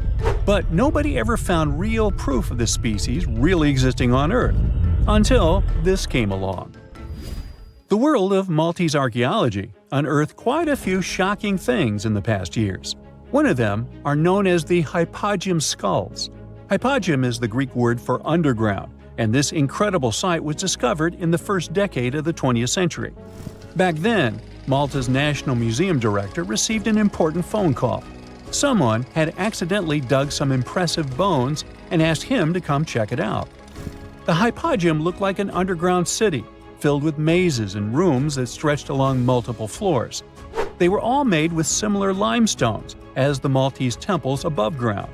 The hypogeum was filled with important relics and artifacts. Scientists quickly understood that the hypogeum was built as a type of final resting place for locals. So, along with skulls, they found a lot of bones and skeletons. One of these artifacts were skulls, but these weren't regular human skulls. Rather, they were of the elongated type. To make matters worse, these skulls were hidden from the public for years. People started to talk and created a bunch of theories behind it. The truth is that this discovery was a turning point for Maltese archaeology, although scientists didn't know what to do with it. Some wondered if these skulls were natural or manipulated. since they knew some cultures in the world used head binds to alter their skulls. Other scientists threw in the hypothesis of little gray people or even the legendary giants. Some say that the elongated skulls could have been sculptures that worshipped otherworldly deities. There was no way to confirm any of these theories. So the question remained: who were the builders of Malta's megalithic temples? Now let's take a look at what scientists know. The Maltese megalithic temples have been standing strong since 3500 BCE, which is even older than the pyramids of Egypt. The main dilemma here is that these temples were built even before we invented writing, yet they required advanced technological skills to exist. The Gigantea Temple seems too absurd to have been built by humans. The South Temple has a corridor with 4 oval rooms on the sides, looking like a big shamrock leaf. In one of these rooms, scientists found altars decorated with spiral patterns. It looked like an altar of some sort, indicating early Maltese people used them for ritualistic purposes. The North Temple is similar but smaller, with a very low entrance that makes people crouch down to get inside. You get it? You need to bow down to their deities in order to get into this sacred place. I mean, one can't help but wonder about the secret reasons these ancient builders had to build such a huge temple. I'm thinking they probably cast one of Daenerys' dragons to move the monoliths around. Yeah, I'm joking here. But hey, remember the entrance to King's Landing? Yup, the series used the Medina Gates in Malta as the exterior of King's Landing during Episode 3 of Season 1. Anyways, back to the giants. The ritualistic theory of the whole thing won a few points when archaeologists uncovered these mysterious figures. They're popularly known as fat ladies. These tiny statues have round bodies and faces that show how much they enjoyed life. They kind of look like a miniature Sunsana, the giantess we talked about. Scientists believe these were statues that celebrated well-being and prosperity. It does prove that the people of the time had advanced craftsmanship skills, and they were pretty intentional with their constructions and art manifestations. One of these statues is known as the Sleeping Lady. This Neolithic piece of art depicts the figure of a large woman lying on her side sleeping. After studying it deeper, scientists guessed this statue was meant to represent the Great Reaper. It was found in the hypogeum, which we now know was a huge resting place. This specific statue is different from all the other fat ladies, starting with the hair and the embroidered skirt. Then there's this statue. This is supposed to represent an 8-foot-tall woman and the rim of her skirt. She was discovered in the most unusual of ways. A farmer was trying to plow his field, but he kept hitting large blocks of stone. All the way back in 1915, the farmer called Malta's National Museum director and asked him to come check it out. Some think this is all the proof you need to confirm that Sunsana was real. Others aren't all that sure. But that's not all. The place where this giant statue was buried revealed one of Malta's most impressive archaeological sites, the Tarsian Temples. The temples were made from limestone blocks. Some are 20 feet tall and weigh around 20 tons. Zamet, the museum director, kept digging and discovered multiple sites made of megalithic stones. All of them supposedly built by Stone Age farmers, all stranded on a remote island in the Mediterranean Sea thousands of years ago. It just doesn't make sense. I mean, look at these temples in Manidra. This is probably the world's earliest calendar. On the equinoxes, the sun passes directly through the main doorway, straight down the central axis. On the solstices, there are 2 superb variations. During the summer solstice, the rays fall on the edge of the megalith to the left of the doorway, and during the winter, the rays fall to the right side of the doorway. It's astronomical precision at its finest. And what about the structures in the Hall Tarsian that we've already talked about? This complex is the oldest one in all of Malta. It was built with the purpose of doing animal offerings to deities. Scientists confirm this by unearthing numerous animal bones buried in the soil. They also found a great collection of spirals, indicating that the locals also used this temple for ritualistic purposes. Overall, there are 7 megalithic temples in Malta, each more impressive than the other. Scholars keep on digging to see if they can uncover the truth, much like researchers do with the pyramids of Egypt, the lost Mayan cities in the Americas, and other sites. At some point in its long and very interesting history, our dear planet Earth was sort of snoozing, just doing its planetary thing, spinning around the sun. And then, bam, life starts getting fancy. Plants and animals start strutting their stuff, showing off their complexity. Fast forward a bit, about 65 million years ago to be exact, and a cosmic disaster strikes, or at least that's what we presume. An asteroid probably smashed into Earth, wiping out the dinosaurs and other big animals. We can't pinpoint specifics about the asteroid, but we do know that it was extremely large and it crashed into our precious planet, creating a dusty mess that settled everywhere. You can still find remnants of that dust layer in sedimentary rocks today. If you dig beneath it, you'll uncover a whole bunch of fossils. These prehistoric creatures were living it up before the asteroid crashed the party. Think of it as the planet going on a cleaning spree, leaving a bunch of empty spaces waiting to be filled. And guess who took the opportunity? Mammals! These furry little critters were the ones to rise to fame. But why is it that this disaster became such a great opportunity for mammals? It's pretty simple, actually. With no big bullies around, they grew, multiplied, and had a population expanse. All kinds of mammals joined to fill in the blanks. Primates, rodents, basically, the whole furry gang.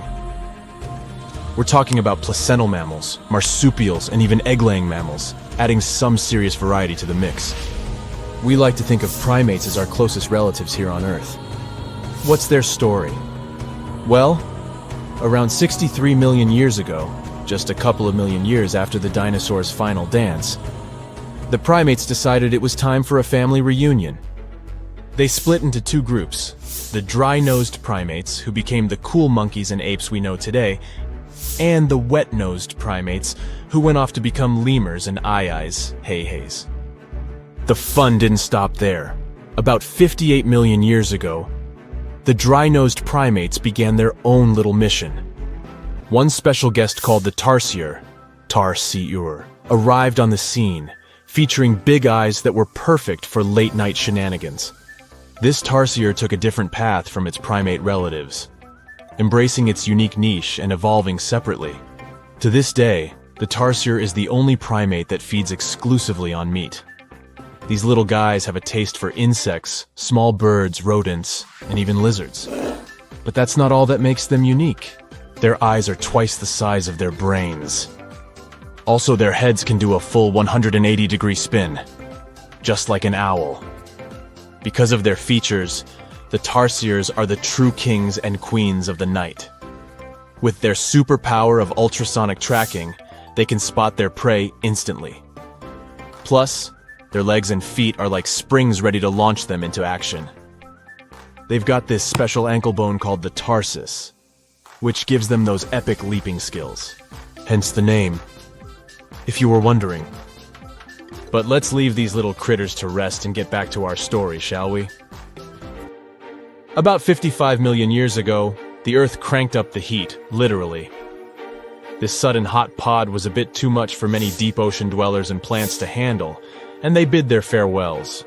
But hey, every goodbye is an opportunity for something new, right? The oceanic mammals known as cetaceans, saw their chance and took it. They splashed into those empty niches, becoming the rulers of the sea. In this category of creatures, you can find the blue whale and the dolphin. A special primate guest made an appearance around 47 million years ago. Scientists now affectionately call the fossil of such a creature Ida. This little wonder caused quite a stir, initially hailed as the missing link in human evolution. But here's the hilarious part. It turned out Ida was not one of us dry-nosed primates, but a cheeky wet-nosed one. Moving forward to 40 million years ago, this is when another big event happened in the primate world. The New World monkeys, our distant cousins, decided to take a different path and branch off from our lineage of Old World monkeys.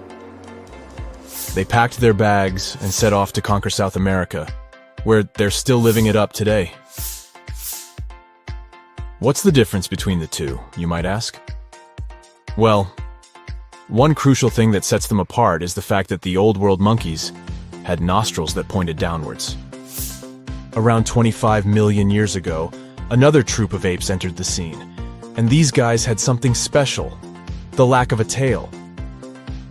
These unique creatures would go on to become our closest relatives. We're talking apes and great apes, the cool gang who share a whole lot of genetic similarities with us. The first ape to break free from the monkey madness was the gibbon. About 18 million years ago is when this little acrobat swung into the picture. A few million years later, the great apes made their grand entrance too. Orangutans were the pioneers, venturing into the wilds of southern Asia. We're getting closer and closer to the present. It was 7 million years ago when the great apes took a major fork in the evolutionary road. One path led to our ancestors, the future Homo sapiens, and the other path led to chimpanzees and bonobos. These two primate branches remained united for a few million years before finally going their separate ways.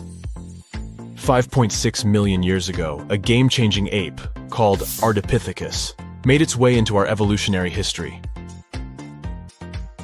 It had a special talent, bipedalism. That's right, this was one of the first apes to walk on 2 feet, probably making its primate buddies raise an eyebrow or two. The real showstoppers, however, arrived around 4 million years ago, the Australopithecus crew. These were the earliest members of the Hominina hominina subtribe, our tribe. What made them so special? Well, probably the fact that they brought some serious tools to the game. Stone tools, to be precise. It seems that at some point in their evolution, these clever primates started using stones to make their lives easier. Now here comes a crucial turning point in our story. About 2 million years ago, our ancestors faced a food shortage. Survival of the fittest was the name of the game, and 2 strategies emerged. Group 1 went for stronger jaws, allowing them to chomp on tough foods like nuts. Group 2 had a different idea. They opted for weaker jaws, but bigger brains. They wanted access to a wider range of food options. Obviously, the bigger-brained group took the prize. And here's where our gang comes into play. Around 2.5 million years ago, a type of primate also known as handyman made its mark on history. These clever beings had larger brains and knew how to put those neurons to good use. About 1.9 million years ago, a new star emerged, Homo erectus. These creatures not only walked upright, but also had brains that were almost twice the size of the handyman's. They took the world by surprise, becoming the first of our direct ancestors to venture out of the African continent. They even knew how to tame fire. Approximately 700,000 years ago, the world witnessed a culinary revolution. The earliest evidence of cooking appeared. And around 500,000 years ago, our ancestors decided it was time to become a bit more fashionable, donning the first evidence of clothing. Our very own species came to be just 300,000 years ago. Told you we were late to the party. But the world was never the same after the appearance of Homo sapiens, the anatomically modern humans. Alongside our other relatives, we emerged, ready to conquer the world with our innovative minds and complex societies. The exact path of our evolution remains a bit of a mystery. But what we do know for sure is that Neanderthals joined the party around at some point too. As Homo sapiens flourished, so did our capacity for language. Modern speech is believed to have emerged almost hand in hand with our species. We started expressing ourselves, sharing stories, and shaping the world with our words. So, there you have it.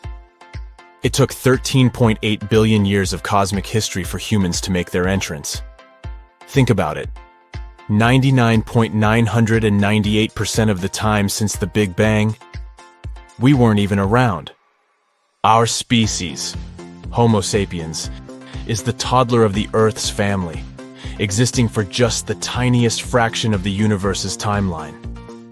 Yet, in this blink of an eye, we've managed to unravel the entire story that led to our existence. The story won't end with us. It's an ongoing saga, still being written with every passing moment. Chances are, we're going to find life beyond Earth by 2035, and there's no need to travel to a galaxy far, far away. Our Milky Way galaxy is full of totally suitable environments. Don't get too hyped up though.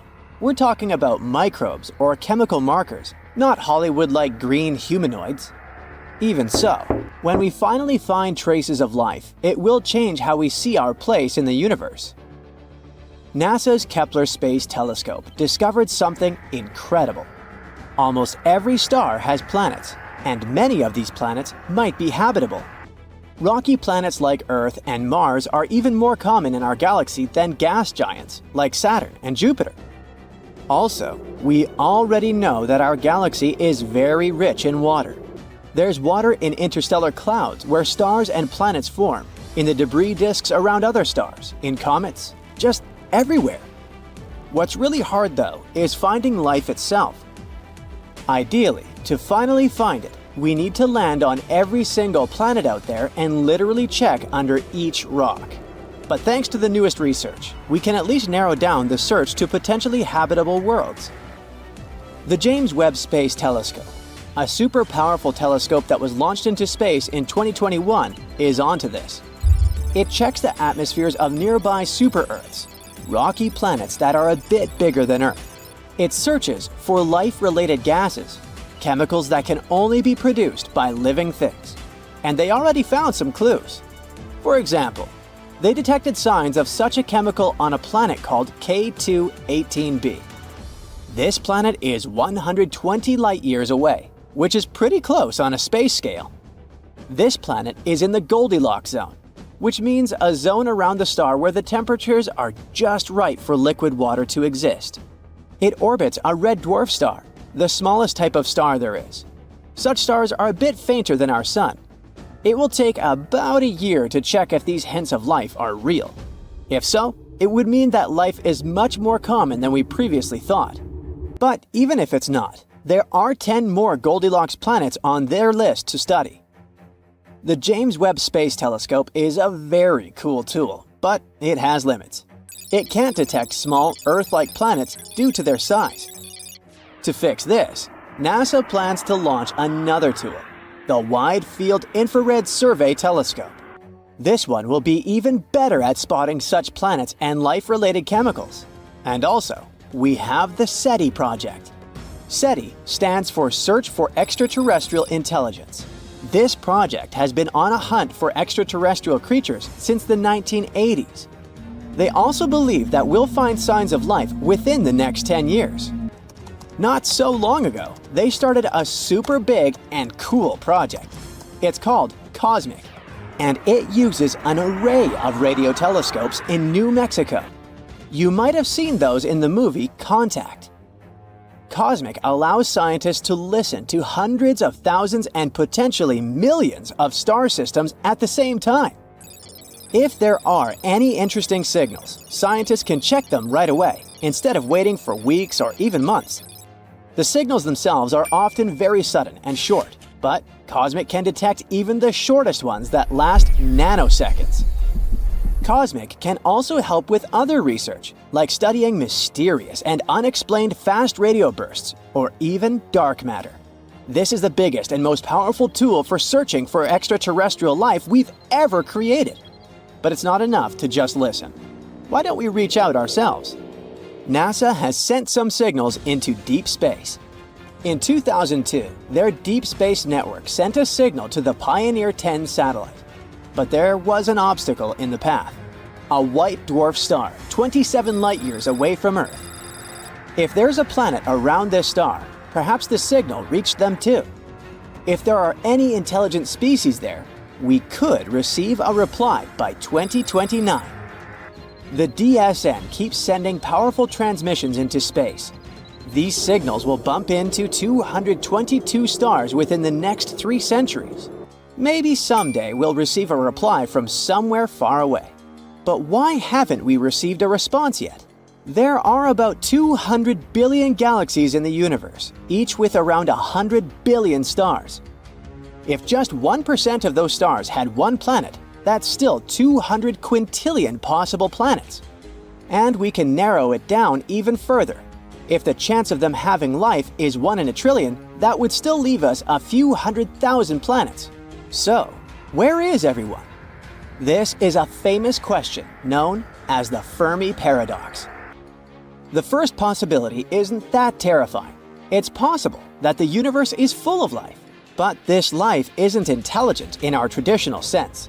Some planets might have microbes, birds, or space dinosaurs. This is called the Great Filter Theory. It suggests that there are certain filters that life has to overcome in order to become intelligent, and maybe other species just haven't overcome them yet.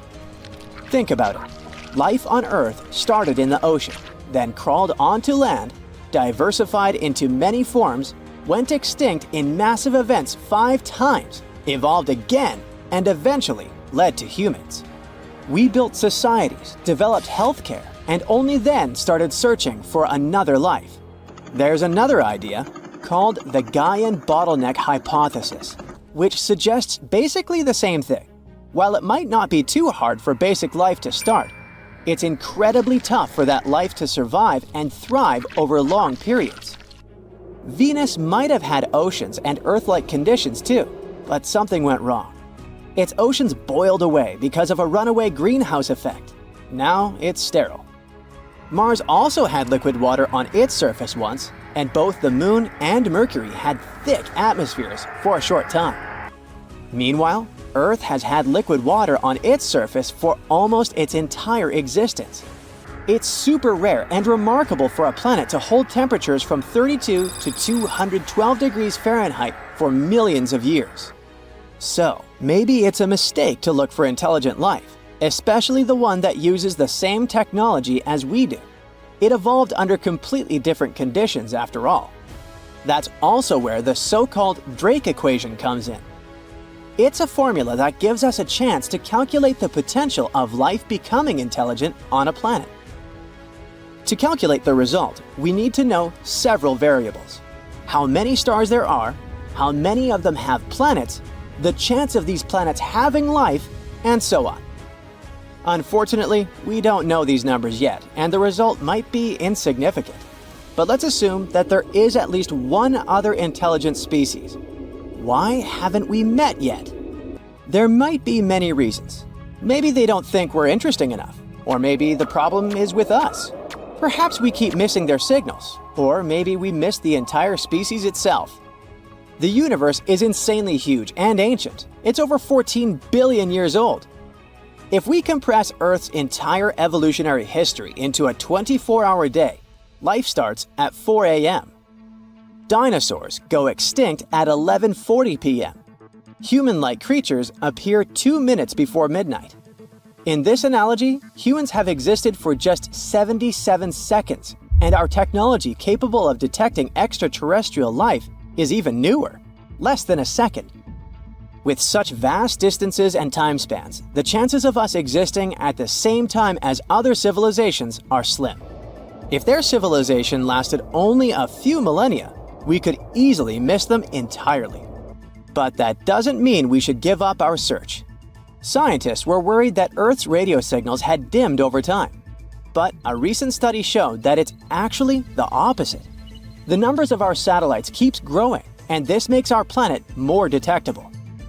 By the end of the decade, we could have 100,000 satellites, making Earth incredibly bright in the radio spectrum. If there is an advanced civilization out there, they will easily spot us even from very far distances. Astronomers are super optimistic about it.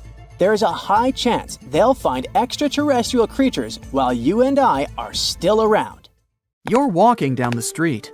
You see a strange-looking antique shop called Ageless Trinkets of Mr. Bright. You're curious, so you enter there. You take a look at all the weird stuff. Suddenly, an old folded parchment paper catches your attention. It's a world map, but something's off with it. Instead of showing the countries as you know them, it shows the locations of 4 mythical lost worlds and civilizations. Mr. Bright, the shop owner, comes next to you after realizing your shock. This map won't let you find these places or anything, but I can explain to you the legends behind them if you want, he says. Let me begin with Atlantis. You might know it as Aquaman's underwater kingdom. But Atlantis, the fictional island, was actually first introduced in two of Plato's works. According to him, Atlantis was a highly advanced civilization that existed about 9,000 years before his own time, and its story had been passed down by poets, authors, and others. He wrote about Atlantis and its citizens to give a moral lesson and to teach about the dangers of arrogance, as well as the eventual downfall of those who are after too much power. In his dialogues, Plato stated that Atlantis was a great and powerful empire that was respected in all parts of the world. It was founded by beings who were half deities and half human, and became a great naval power after a while. Being an island filled with gold, silver, and other precious metals certainly helped their case. But besides that, it was also known for its breathtaking architecture and state-of-the-art technology, as well as its countless rare and exotic wild animals. Atlanteans were proud of their great achievements and the perfection of their civilization, but their excessive pride was going to bring their downfall. They believed they were so superior that they could gain control over any nation. This led them to launch a series of invasions. They conquered many of the Mediterranean lands, but when it was time to enter Athens, Athenians pushed back with an extraordinary force, so the Atlanteans were finally defeated. Plato stated that deities then got angry at Atlanteans because of how wicked, greedy, and immoral they became. So they punished them by sending earthquakes, which caused Atlantis to sink beneath the sea. Although the earliest written records of Atlantis were Plato's works, some people still believed his story to be based on truth and tried to identify the island of Atlantis with actual countries. Some people suggested it may have been located in the Mediterranean Sea, near the coast of Spain or Italy. Others thought it may have been located in the Caribbean, off the coast of Central or South America, but there was no solid evidence to support any of these claims. One theory, in particular, seemed more plausible than the others, though. Located in the Aegean Sea, the island of Santorini was the home of a highly advanced Minoan society. However, due to a huge volcanic eruption, it was destroyed about 3,600 years ago, causing the Minoan civilization to suddenly disappear. These similarities between the fictional Atlanteans and the historical Minoans made Santorini a good candidate for the speculations. Yet again, there were still major flaws with it, such as how the time when Plato said Atlantis was destroyed doesn't coincide with the time of Santorini's eruption. So Atlantis still continues to be regarded as nothing more than a popular legend in the scientific world. Now, let's move toward the northeast direction on the map, Mr. Bright says. According to Celtic Breton mythology, there once was a magnificent city called Ys, also known as Caris, that towered over Douarnenez Bay in France's Brittany region. It was the most wealthy city in the entire Atlantic. It was especially famous for its beautiful gardens and buildings, and its citizens were all living comfortably and happily there. Dahut, who was King Bradlon's daughter in Breton legends and literature, had a deep love for the sea. She begged her father to build a city at the edge of the sea, and that is how the city of Ys was established. Little did she know that she would be the one responsible for the destruction of her father's beloved gift. You see, since the city was surrounded by the sea, it needed to be protected by a dike equipped with floodgates, and these gates could only be opened at low tide. And the only one who had the keys to these gates was the king himself. One day, a handsome red knight arrived at the city, but couldn't pass the gates. Dahut was so taken by him that she wanted to let him in. She knew that her father was the keeper of the only key to the city, so she sneaked into his room and stole it from him. Then she gave it to the Red Knight so that he could enter the city and they could be together. However, the Red Knight turned out to be the Prince of Darkness, and he intentionally left the gate open to the raging sea. The waves soon swallowed all of Ys. King Gradlon was able to escape on his magical horse, but Dahut couldn't. She turned into an evil mermaid who lured sailors into the sea. Today, If you go to Quimper, a city in Brittany, northwest France, you can find the statue of King Gradlon riding on his horse. Although the city of Ypres is a legend, Brittany coast locals believe that on the days when the waters are calm, you can still hear the tolls of the city bells deep under the sea, if you listen carefully.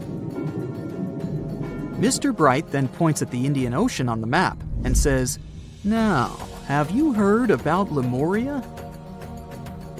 Back in the mid-1800s, a few scientists suggested that there was once a continent that existed in the Indian Ocean, somewhere close to the south of modern-day Sri Lanka. The first one to popularize this theory was the British lawyer and zoologist Philip Lutley Sclater. In his paper, The Mammals of Madagascar, he stated that he found lemur fossils in India, and not in Africa.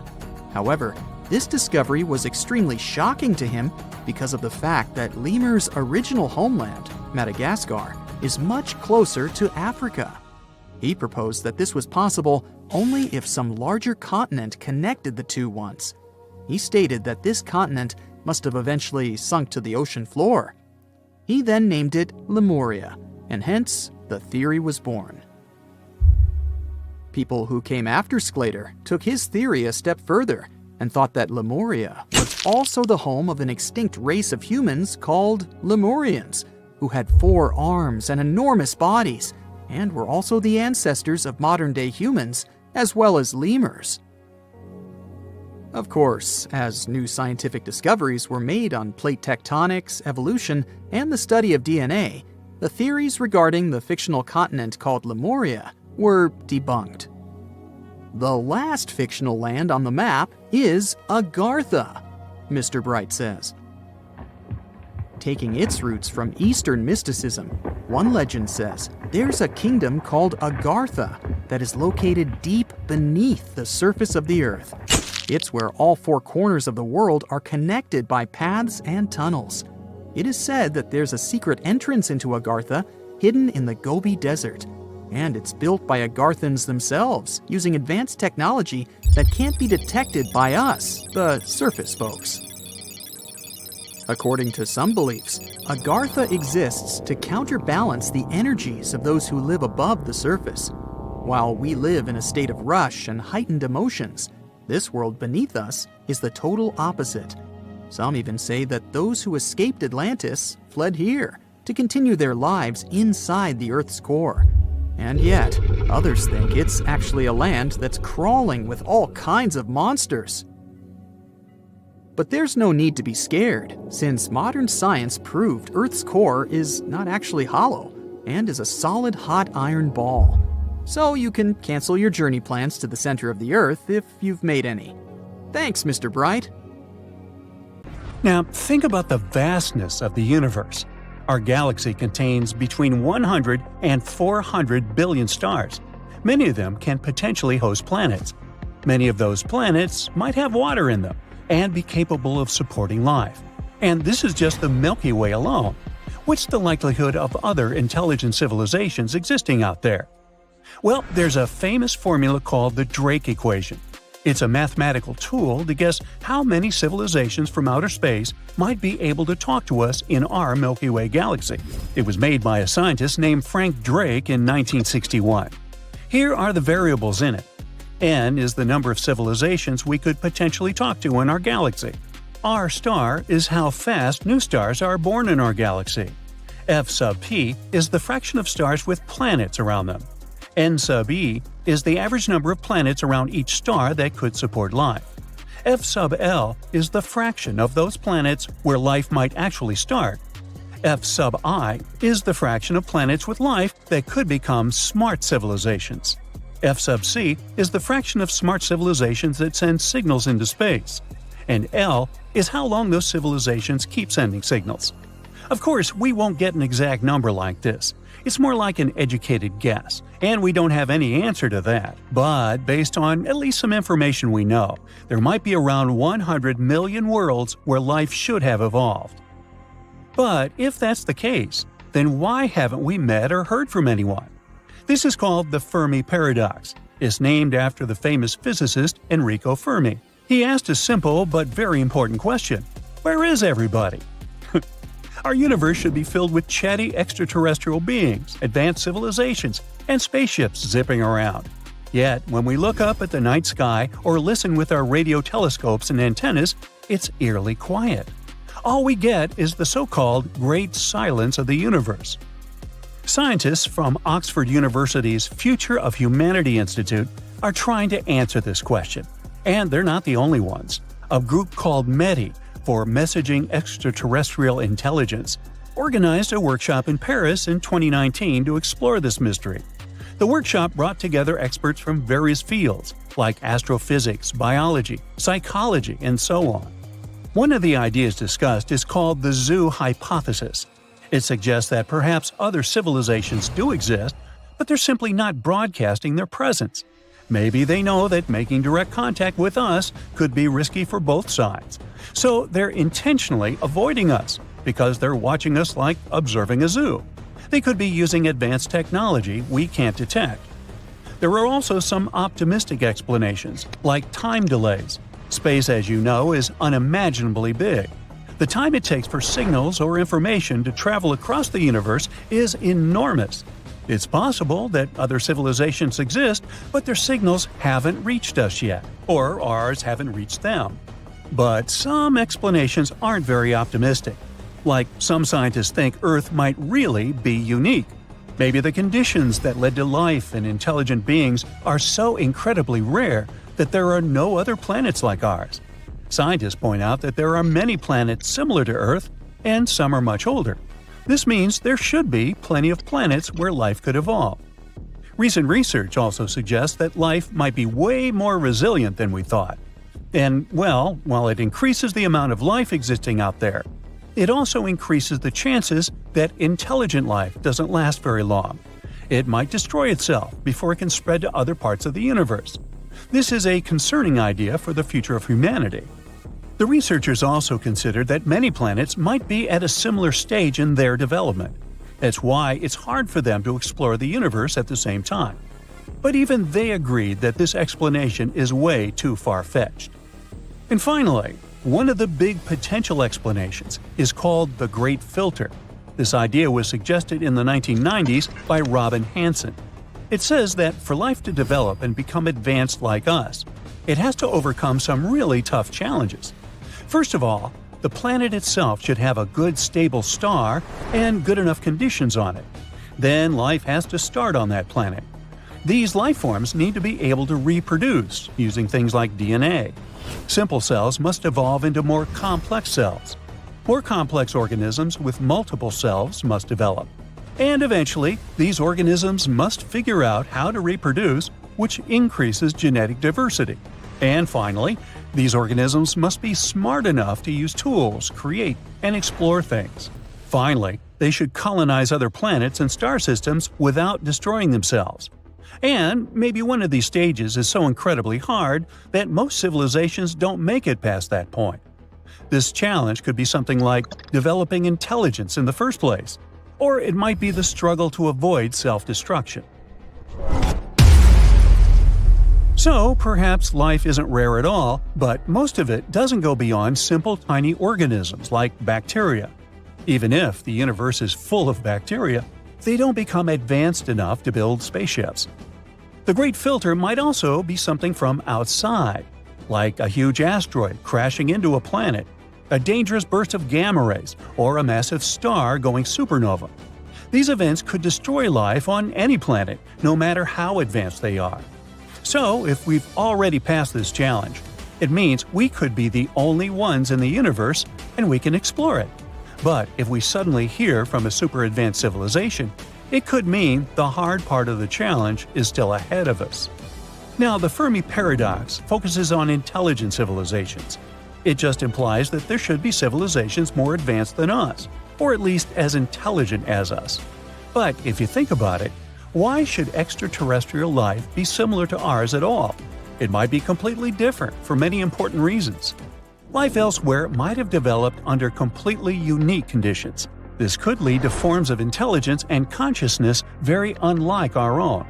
For example, it could have evolved into highly advanced forms that aren't based on biology as we know it.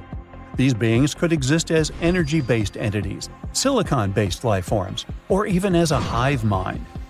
And because they have evolved completely differently, they may be capable of things that we aren't capable of.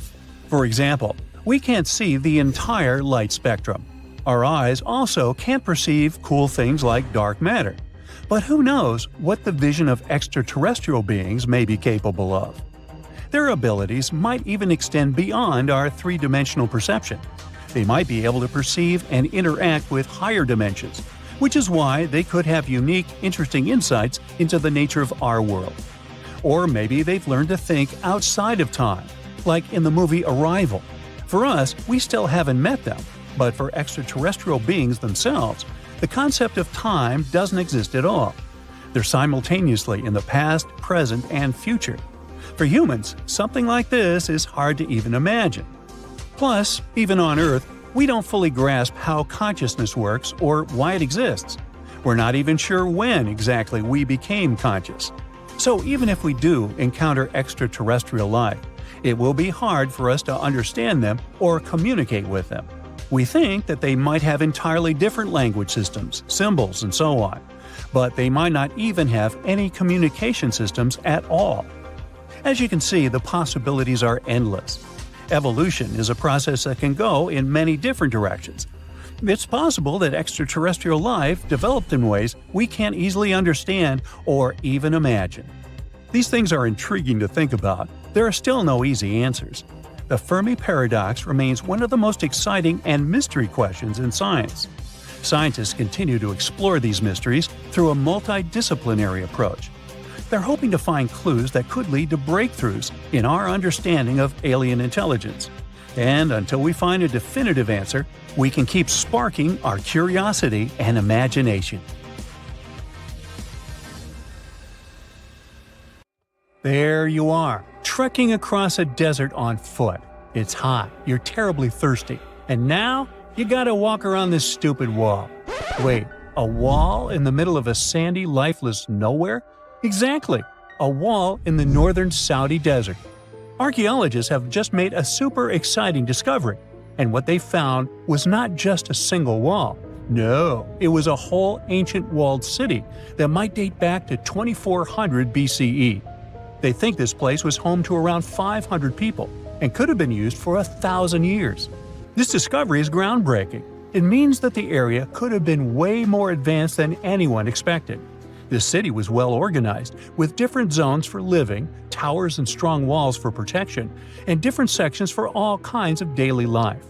This ancient city, now called Al-Natab, was basically an oasis town, and it's great since it can give us a peek into what life might have been like in this desert thousands of years ago. Apparently, they had clearly separated areas, like residential sections, a cemetery, farmland, and even a town center. This oasis city, found in the Khaybar area, is the first big organized settlement from the 2nd or 3rd millennium BCE that researchers have uncovered in northwestern Arabia. The first survey showed that this town, which covered about 6 acres, had several districts, including the residential area, the cemetery, and the legal one, with courts. The houses were set up in neat rows, all connected by small roads. Those streets kept the residential area separate from the rest of the town. Back then, most people in this region were nomadic herders, always moving around. But archaeologists have been sure that during the Bronze Age, northwest Arabia had small walled towns and oasis centers scattered across it. These connected oasis towns were unique, offering secure places for people to live, store goods, and trade. They started showing the beginnings of urban planning, which hints that people of that time were already starting to settle down and organize communities more seriously. The research team estimated that there were about 50 homes in Al-Natab, but that number could go up to 70 as they keep digging. They think that a few hundred people lived there, and probably one of the coolest things is that some houses went up to 3 stories tall. Built on a slope near a couple of major trade routes, this city was set up in a prime spot. Now, one of the most impressive things about this place is its water supply. The oasis had springs and aquifers, which are underground water sources, and such conditions were perfect for farming. Those water sources meant residents could grow their own food, making the town self-sufficient. The outer walls probably helped control who could enter the town and get access to its resources. This settled way of life was an impressive shift from nomadic living to a more agro-pastoral lifestyle, which means a mix of farming and herding animals. Another find that supports this theory is a bunch of tools like grinding stones, mortars, and pestles discovered inside the town. People there must have ground grains and prepared food. They had a diet of cereals, meat, and milk from animals they raised themselves. These astonishing findings show that the inhabitants of the town could easily feed themselves and were surprisingly advanced for that time. Thanks to better access to Saudi Arabia in the past couple of decades, archaeologists now have a much clearer picture of what life there was like thousands of years ago. The most exciting thing is that Al-Nata might have been part of a whole network of similar fortified oasis towns spread across the region, and all of these connected sites could show us how trade routes and small settlements worked together at that time in that arid area.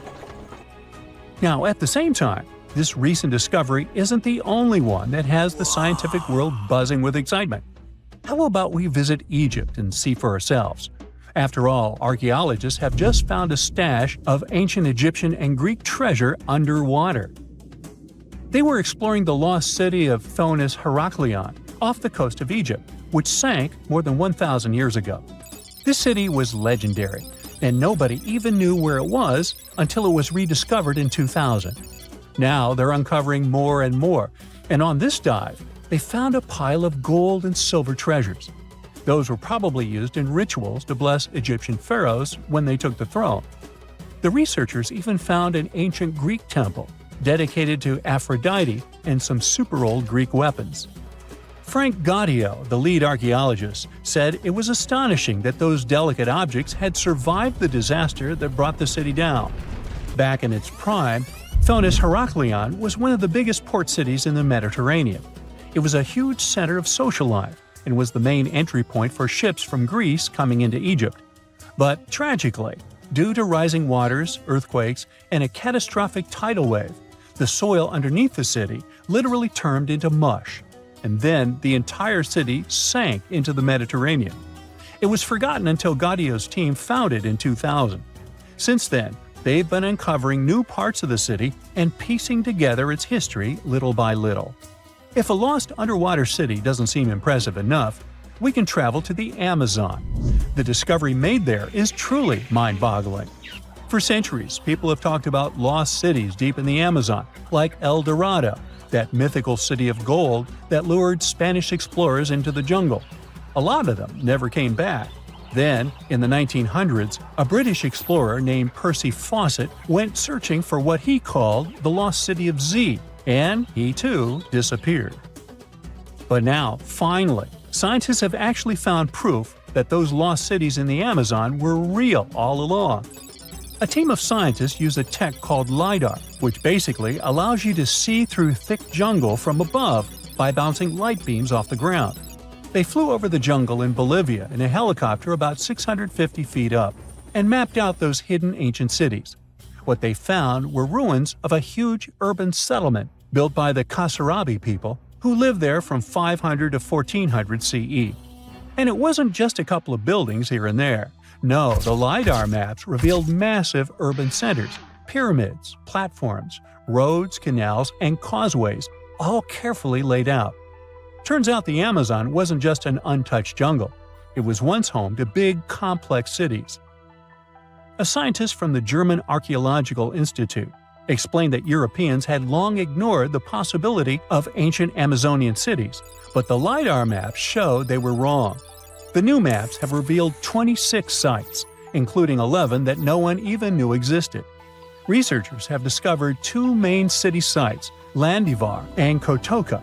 They had massive moat causeways stretching out like spokes on a wheel, linking the main cities with smaller surrounding settlements. Some of the canals even connected the cities to rivers and a big lake, which allowed water to flow through the area. Over the years, scientists found scattered ruins all over this region, but the thick jungle made it nearly impossible to connect the dots and see if or how they were related. With LiDAR, the whole layout came to life, showing that those sites were part of a much larger organized urban system.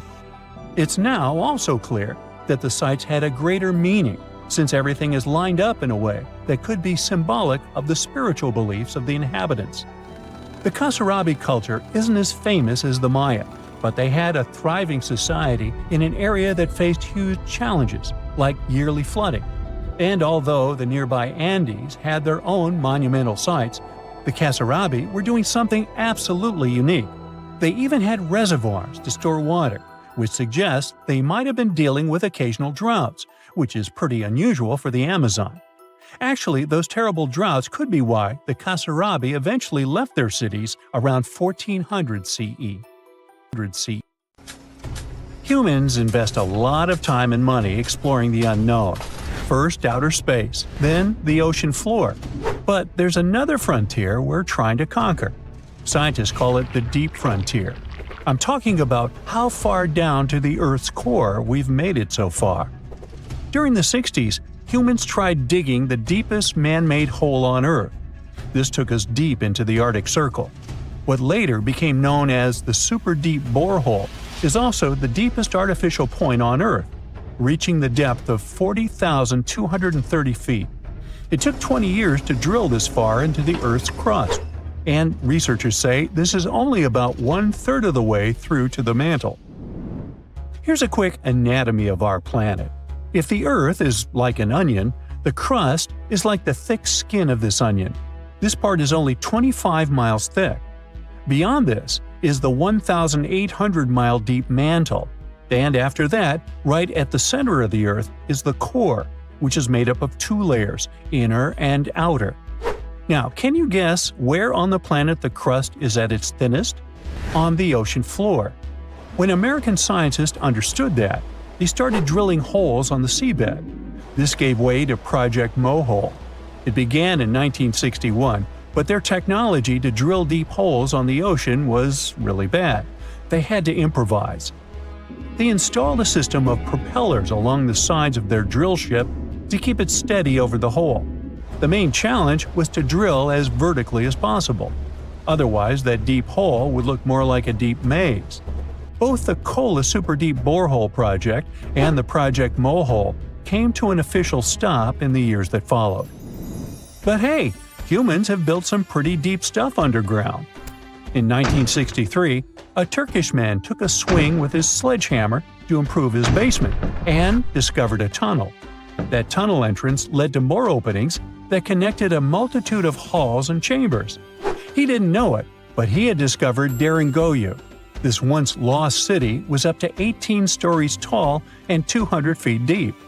The city was large enough to host 20,000 people, and it was simply standing beneath Cappadocia in Turkey the whole time. Cappadocia hosts hundreds of subterranean dwellings.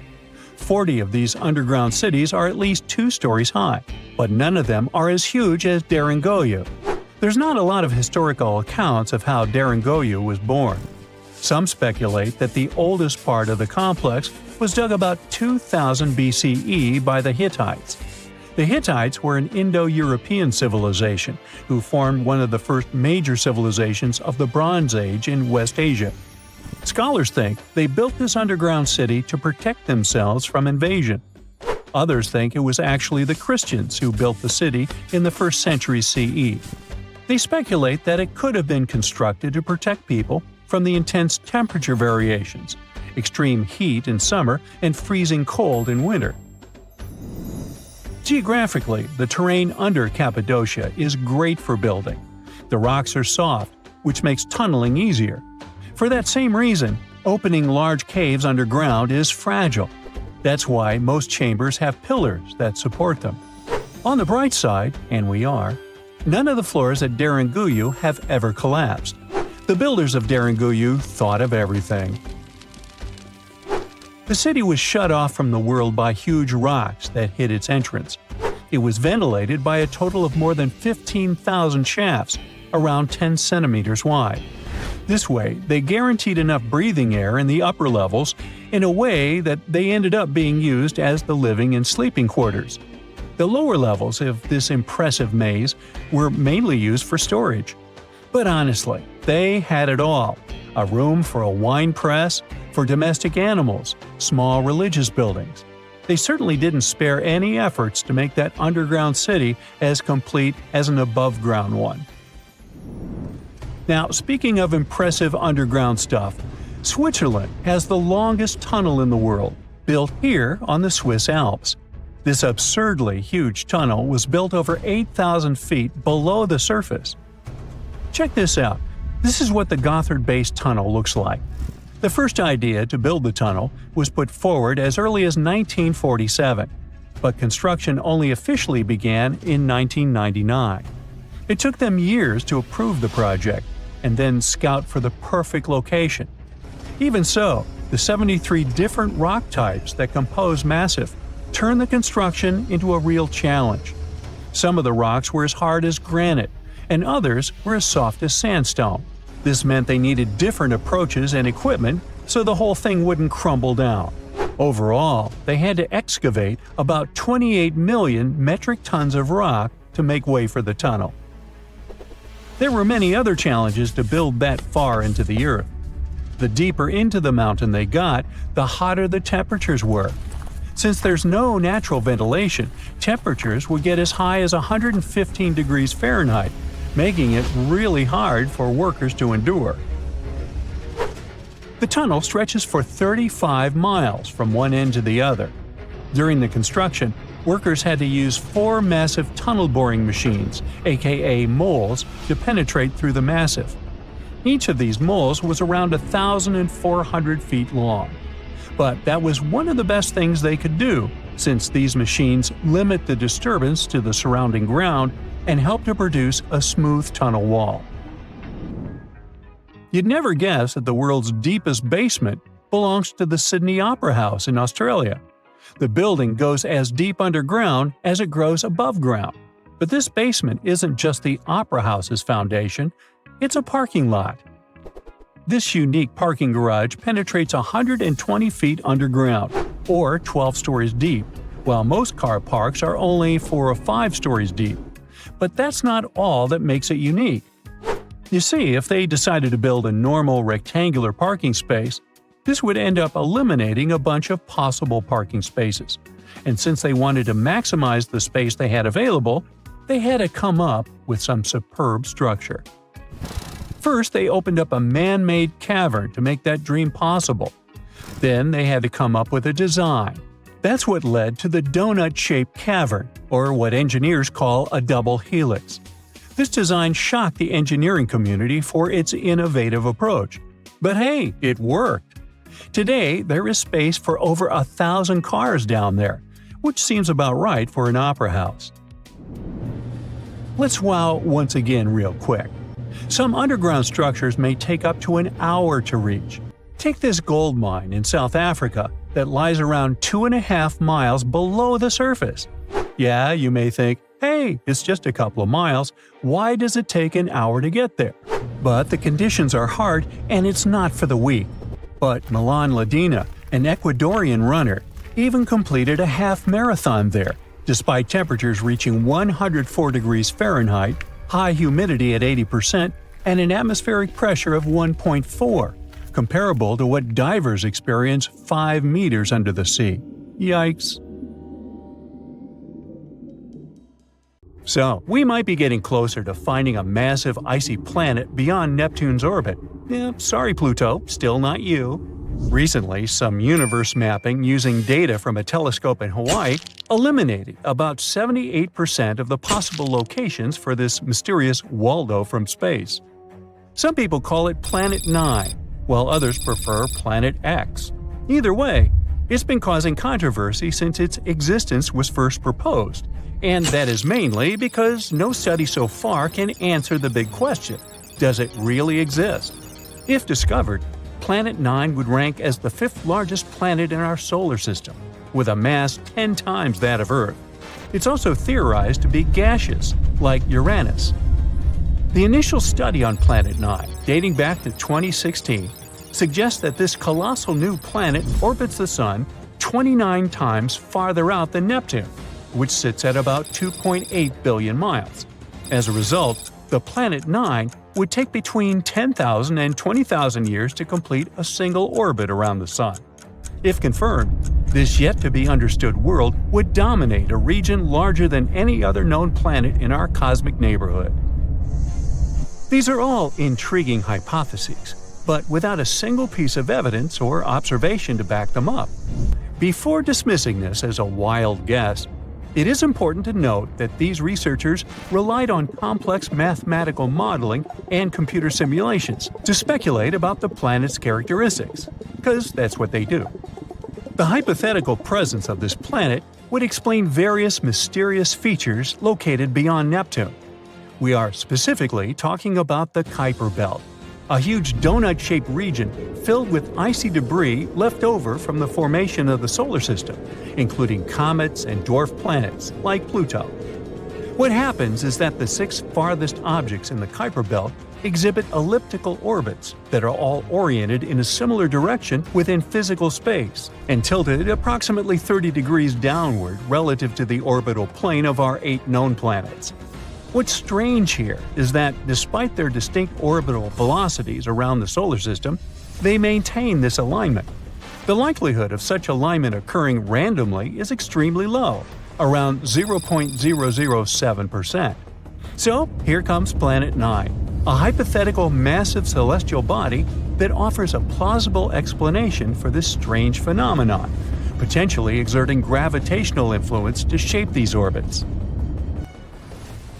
The initial theory didn't hold up for long, facing accusations of observational bias and calculation errors. Then, in 2017, another study popped up, sparking back the idea that maybe Planet 9 is out there after all.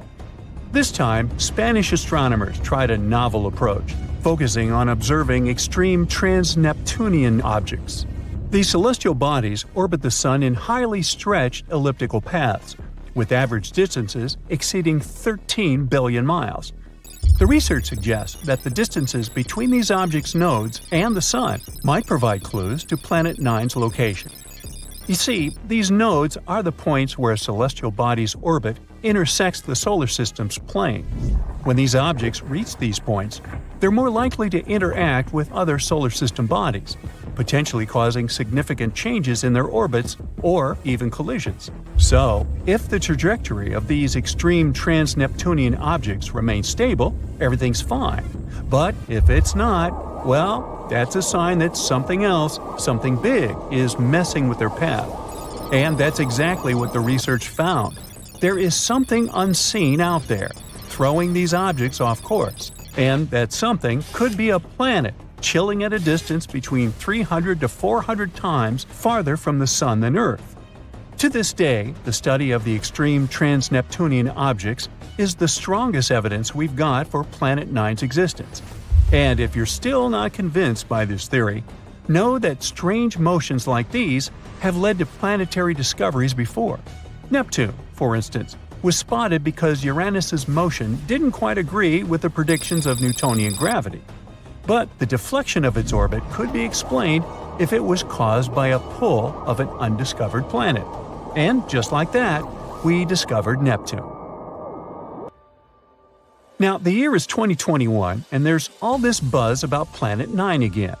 After correcting some old guesses, studies are now leaning towards the idea that this mystery world follows an epic loop around the Sun every 7,000 years.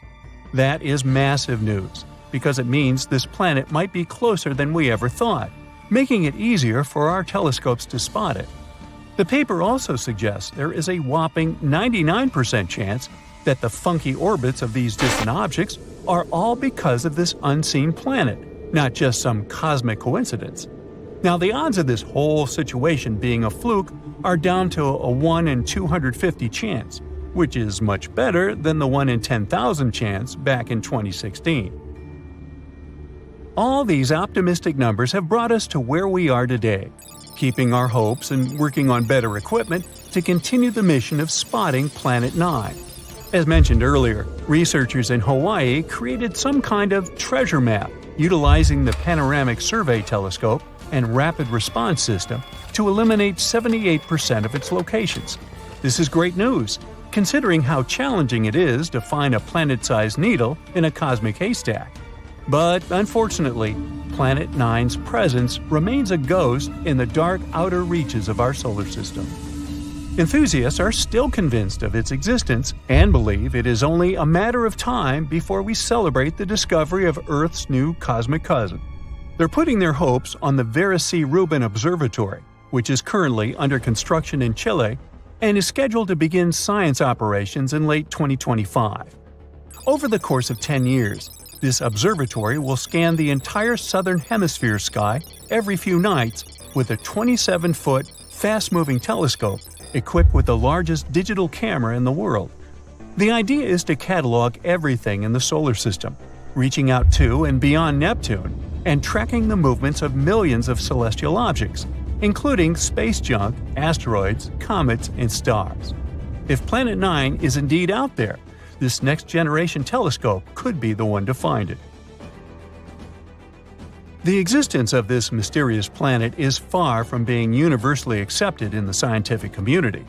That is simply because Planet 9 isn't the only explanation for the strange phenomenon occurring beyond Neptune. One theory suggests that a group of distant objects, such as dwarf planets, comets, and moons, might be collectively influencing the orbits of the extreme trans-Neptunian objects. Others believe that a black hole is behind all this. These compressed masses are some of the densest objects in the universe, potentially capable of affecting the orbits of other masses, like how this supposed ghost Planet 9 is believed to be doing. Another bold perspective suggests that our current understanding of the laws of gravity is flawed, actually incomplete.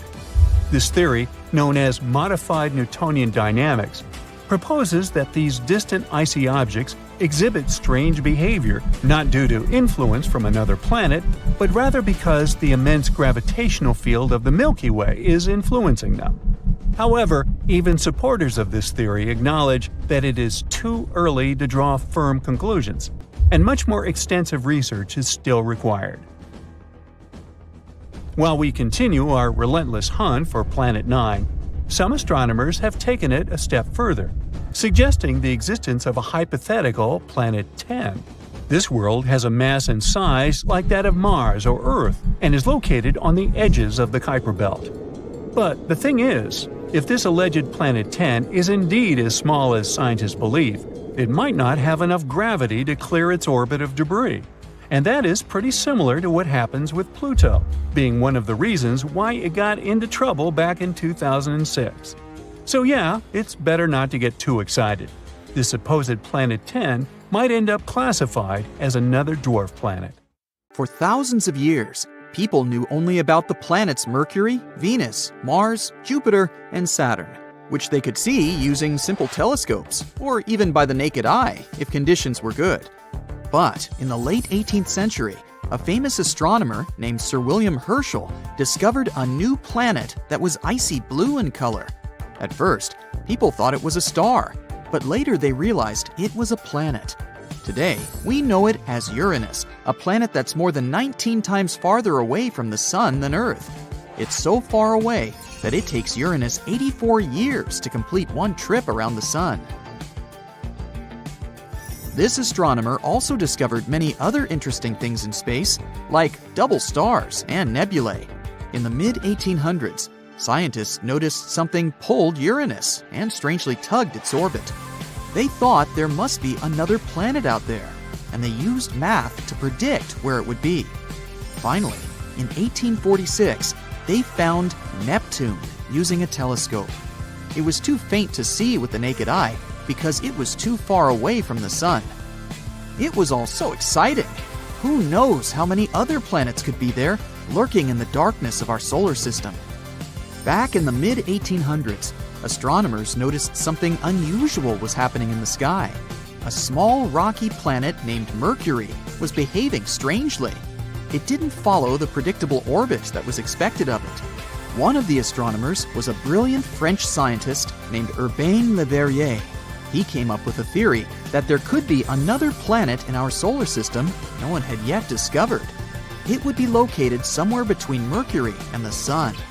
This hypothetical planet, which he named Vulcan, after the Roman god of fire, would have an incredibly hot surface, and it could be a potential explanation for Mercury's strange behavior. He never surely claimed Vulcan was really the one thing disturbing the orbit of Mercury. But, excited by the possibility of discovering a new planet, astronomers all over the world took the idea of Vulcan. For a planet that didn't exist, people committed to developing ideas and getting information about it. Some scientists didn't think it was likely that they had missed another planet as big as Mercury. It would have been hard not to see it by then. But there was a tiny chance of a smaller planet existing inside Mercury's orbit that was too close to the Sun, so no one could see it. One theory said it was about 13 million miles away from the Sun. Mercury is the planet with the most eccentric orbit in our solar system, but the closest point it gets to the Sun is about 28.5 million miles. This means Vulcan would be under half of that distance. The theory moved on, saying that if Vulcan existed, it would orbit the Sun every 19 days and 18 hours, and its path would be tilted about 12 degrees relative to the path of other planets in our solar system. Vulcan's position at its furthest point from the Sun would still be too close to the Sun to be seen with the naked eye, even during twilight. The only chance of seeing Vulcan would be during a solar eclipse, or when it passed in front of the Sun, which, as the theory said, would be 2 to 4 times a year. They had a theory that this mysterious planet was so close to the Sun that it could only be seen during a total solar eclipse when the Moon blocked out the Sun's blinding glare.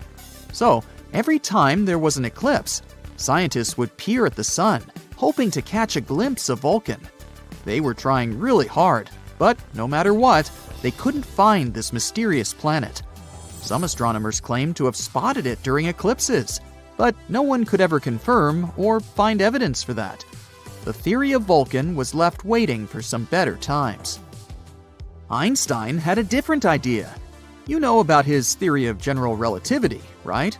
That's where he claimed gravity wasn't some sort of natural force, but a result of space-time curved because of the presence of giant space objects, like planets and stars. Planets circle around the Sun in their usual orbit because space-time is curved. That means the planets are kind of falling towards the central star of our solar system. And Einstein tried to explain Mercury's unusual orbit using his own theory of relativity.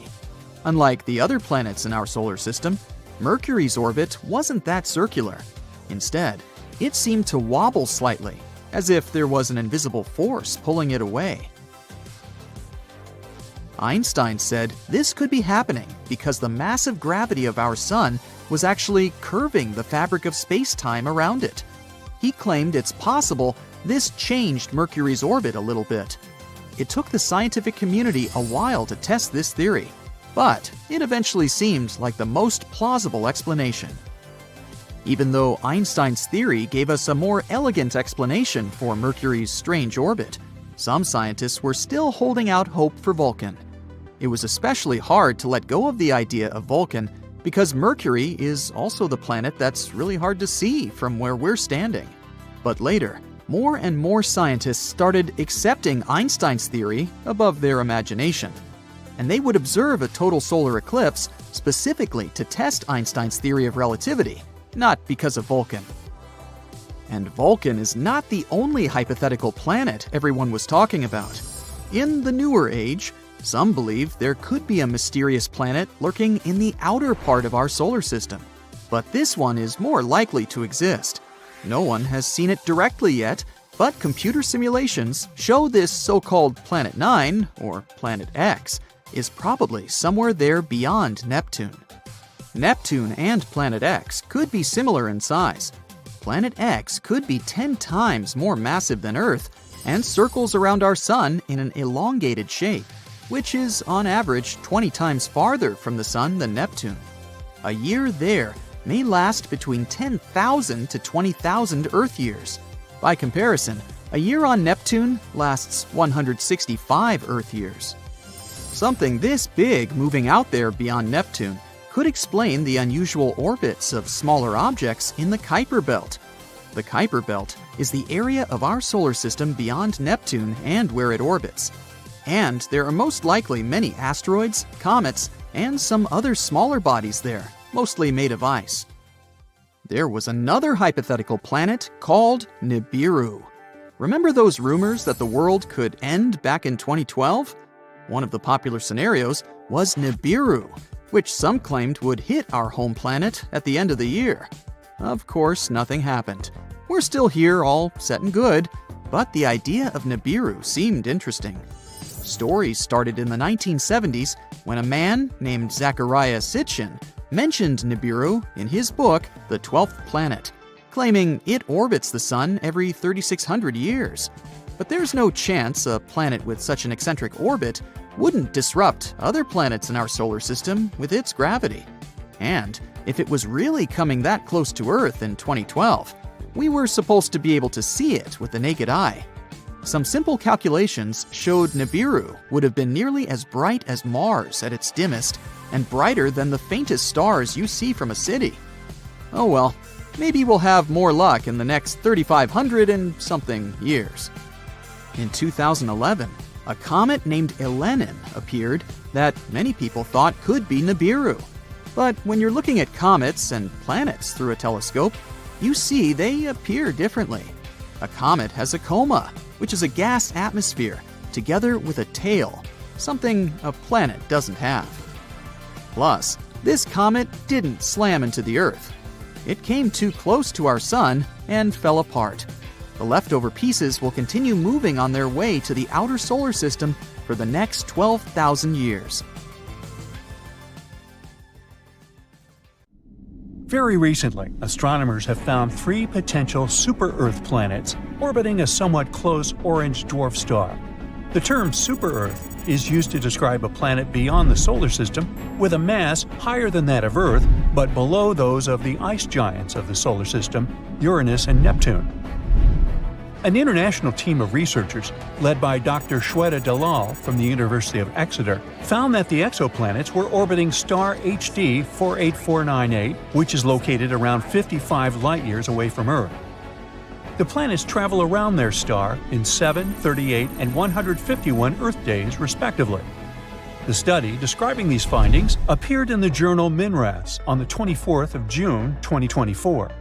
The coolest thing here is that the outermost exoplanet candidate orbits in the habitable zone of its host star, and the conditions there might be comfortable enough for liquid water to exist on the surface without boiling or freezing. Such habitable regions around stars are also known as the Goldilocks zone and are believed to be ideal for potentially supporting life. Another reason this discovery is so important is that the orange host star is like our Sun. But since it's an orange dwarf, it produces less radiation than our yellow dwarf star. It's also the closest planetary system to host a super-Earth in the habitable zone of a Sun-like star, which makes this discovery super exciting. It can help us move forward in our quest to locate habitable planets around solar-type stars. Who knows? Maybe this planet will be our new home one day. These potential super-Earths were detected thanks to the HARPS and Rocky Planet Search Program. Throughout a decade, the team taking part in this research has collected nearly 190 high-precision measurements using special equipment. By analyzing the spectrum of light coming from a star, astronomers can figure out whether it's moving toward us, this is known as blue shift, or away from us, that's what we call red shift. And still, to make sure their findings were correct, the team used lots of different methods and comparative analysis. Everything confirmed their conclusions.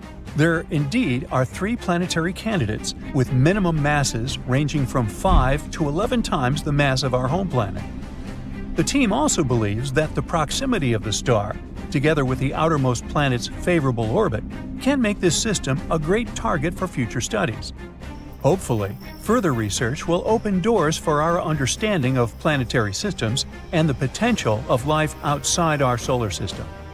Scientists have already discovered more than 5,000 exoplanets, which are planets outside the solar system, since the first such world was confirmed orbiting a Sun-like star in 1995.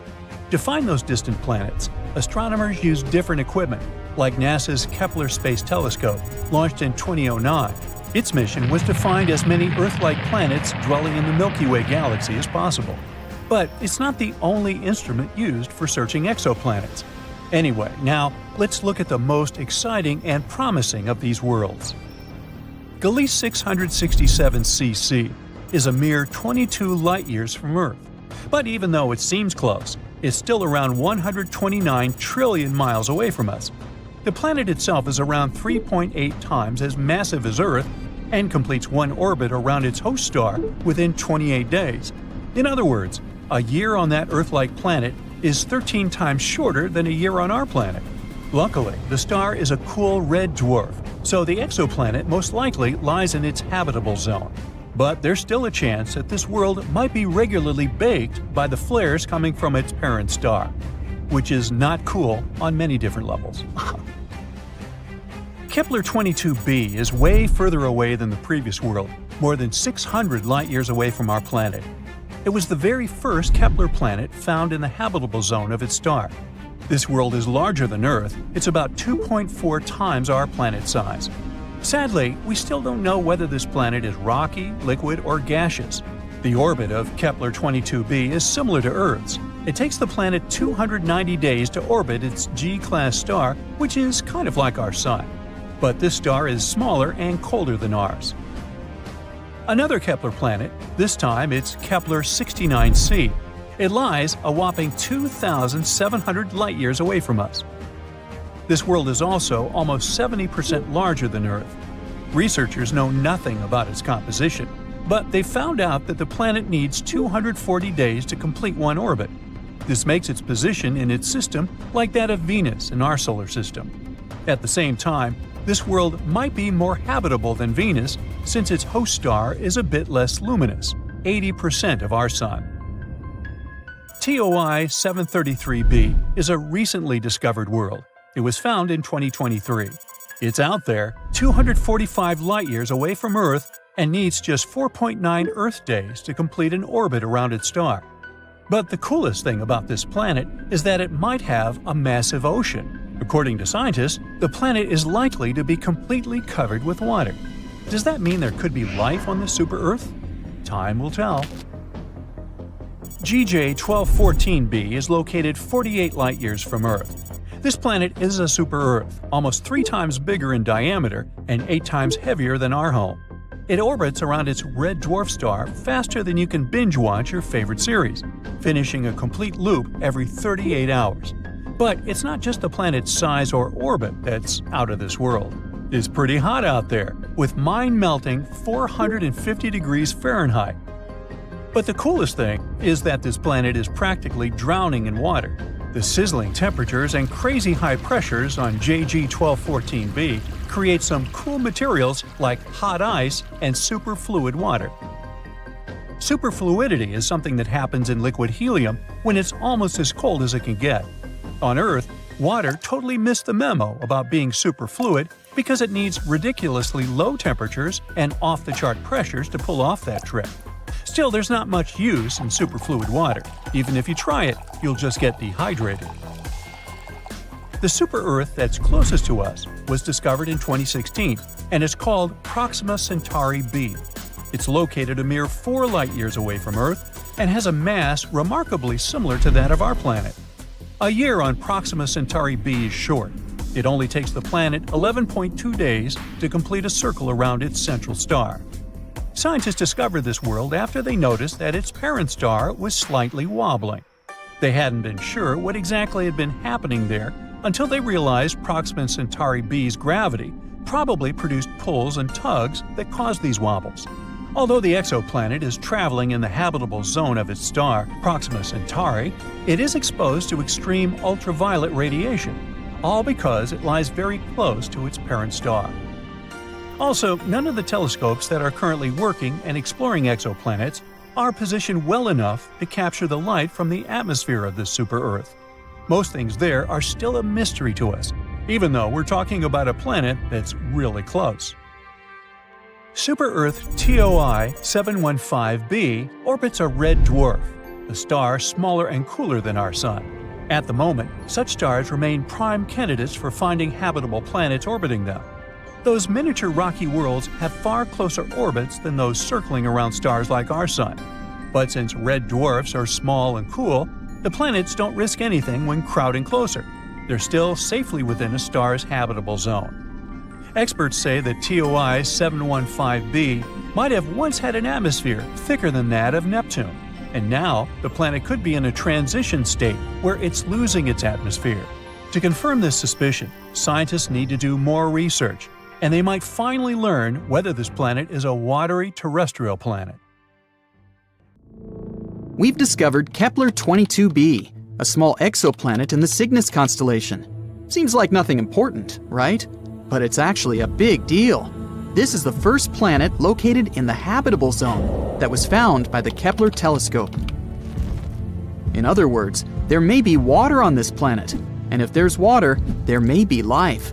Kepler-22b can become our new potential home. So let's take a closer look at it. Actually, discovering new planets is not easy at all. Not all of them can be seen through our super cool telescopes, even the almighty Hubble. Sometimes, the stars are so small and dim that it's really hard to find them on a map. The same thing happened with Kepler-22. In such cases, scientists have to use a special method. First, they take a bunch of photos of the star in different periods of time. Then, they look at them and think, are there any dark dots on this star somewhere? And if they find one, that might be a planet.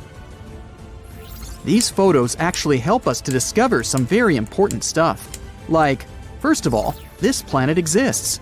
Secondly, here is its size, radius, and proximity to the star. And finally, will we be able to live there? Now we know that Kepler-22b is very similar to our planet and could potentially become a second Earth. It's also very close to us, only 635 light-years away. Yeah, it's about 3 quadrillion miles, but this is one of the closest options. Kepler-22, the star of Kepler-22b, is a yellow dwarf. It's very, very similar to our Sun. The same size, the same radius, even the age is almost the same, 4 billion years. The difference is only in luminosity. It's about 20% dimmer than the Sun. So, no matter how much you strain your eyes, you won't see this star in the night sky. The planet Kepler-22b is about 2.4 times larger than our Earth, and that's pretty good. More radius means more potential water and space to live. Although going from one city to another would take a while. It's scary to even imagine a 3-day-long plane flight. We don't know the exact mass of this planet, but scientists think it's bigger than Earth's. Actually, the mass of Kepler-22b can be up to 36 times greater than that of our planet. What does it mean? Vigorous gravity. If the planet is 36 times heavier than Earth, then gravity there will be about 6 times stronger. Can you barely lift 20 pounds of potatoes? Try 120. Not to mention that you yourself can become much heavier on that planet. You'll have to get incredibly pumped up just to walk there. You have to literally turn yourself into a bodybuilder just to get to work. The worst thing is that with such gravity, it'd be incredibly difficult for plants to survive there. They'd need at least a little freedom to rise up from the ground. And animals. Our dogs and cats would have to turn into little balls of muscle to survive there. But if this planet has its own animals or other inhabitants, we can roughly imagine what they may look like. They probably have a lot of legs to make moving easier. They aren't really tall, but they're very massive and extremely strong. Muscular giant spiders? Could be worse, I guess. The good news is that this is all unconfirmed information. If we're very lucky, and gravity there turns out to be just a bit stronger than Earth's, then, of course, it'll be much easier to live there. The next thing we know about Kepler-22b is that it's about 15% closer to its star than we are to the Sun. If Kepler-22b existed in our solar system, it would be located somewhere between Earth and Venus. Does that mean we're all going to burn? No, silly. As I mentioned before, the star Kepler-22 is pretty cold, just some 10,000 degrees Fahrenheit. And that's why we can assume that the temperatures on Kepler-22b will be about the same as we have on Earth. If the planet orbits its star the same way Earth orbits the Sun, which we don't actually know, Kepler-22b can rotate around its star on its side, like, for example, Uranus. What? Didn't you know Uranus is actually lying on its side? Also, look at its rings. Yes, Uranus also has rings, like Saturn, but they're vertical.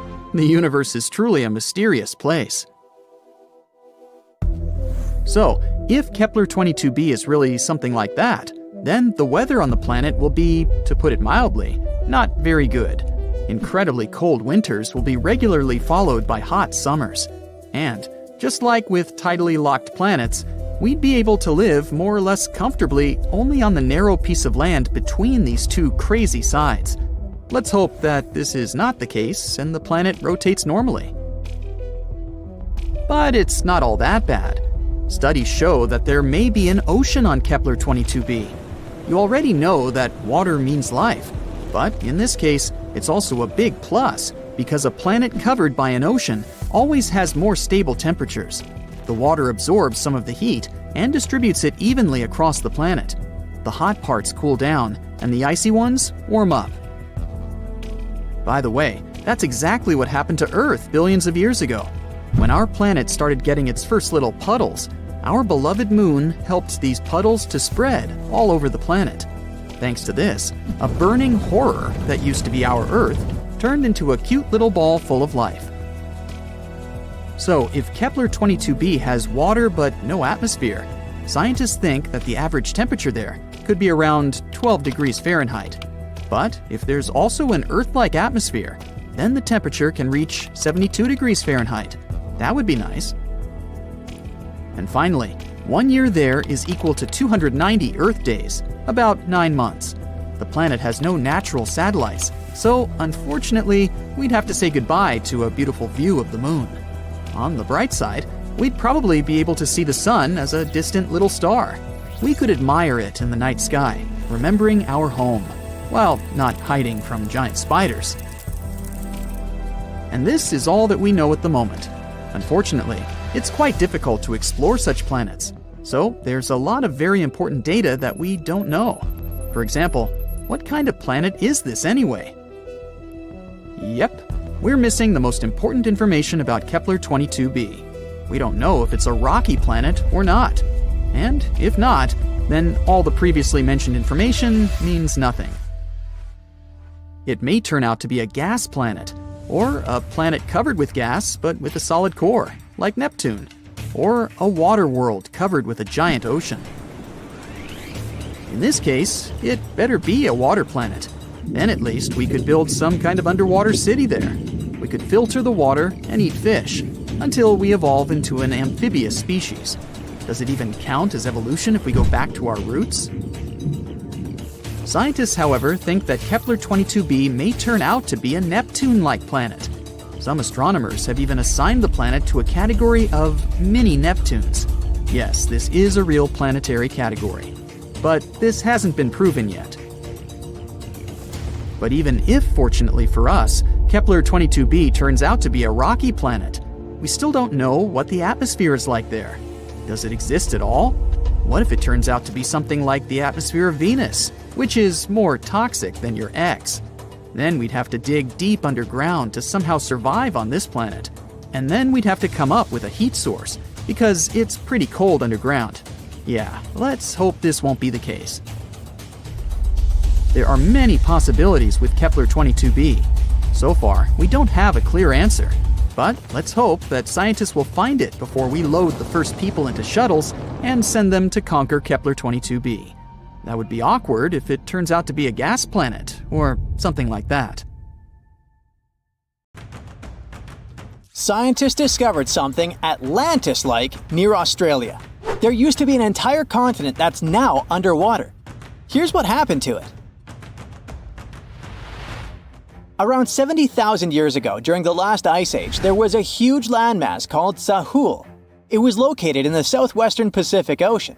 This ancient supercontinent connected what we now know as Australia, New Guinea, Tasmania, and the Aru Islands into one giant piece of land. Imagine lush tropical rainforests surrounded by beautiful mountains. Sahul's tallest mountains were in the New Guinea highlands, with peaks reaching over 13,000 feet. This beautiful place was home to a variety of unique animals, most of which were pouched creatures. But back then, they weren't just koalas and kangaroos. Sahul was filled with different types of grazers, burrowers, scavengers, and predators.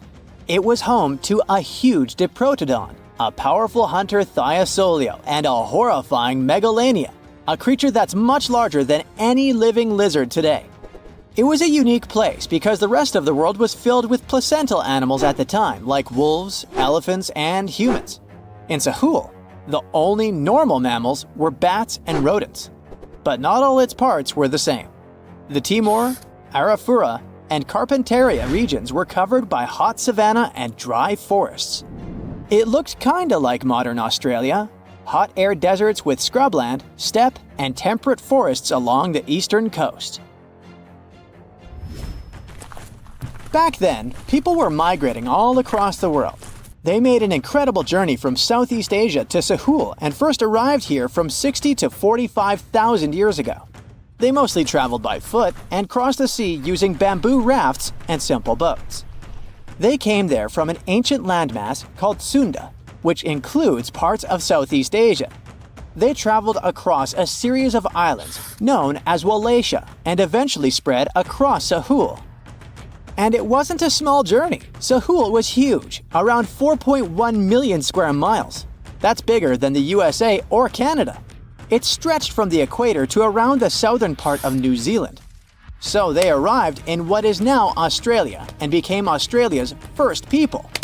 Scientists think that Sahul had a population of 500,000. We've discovered cave paintings that date back around 40,000 years. It's a hunting scene depicting an anoa, or miniature buffalo, facing figures of humans and animals.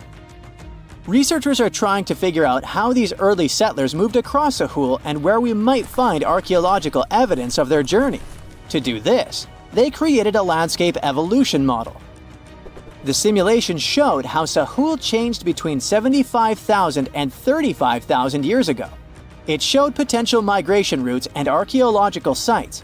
Humans likely traveled along coastlines and rivers. But how did Sahul get submerged off the coast of Australia, similar to the mythical Atlantis?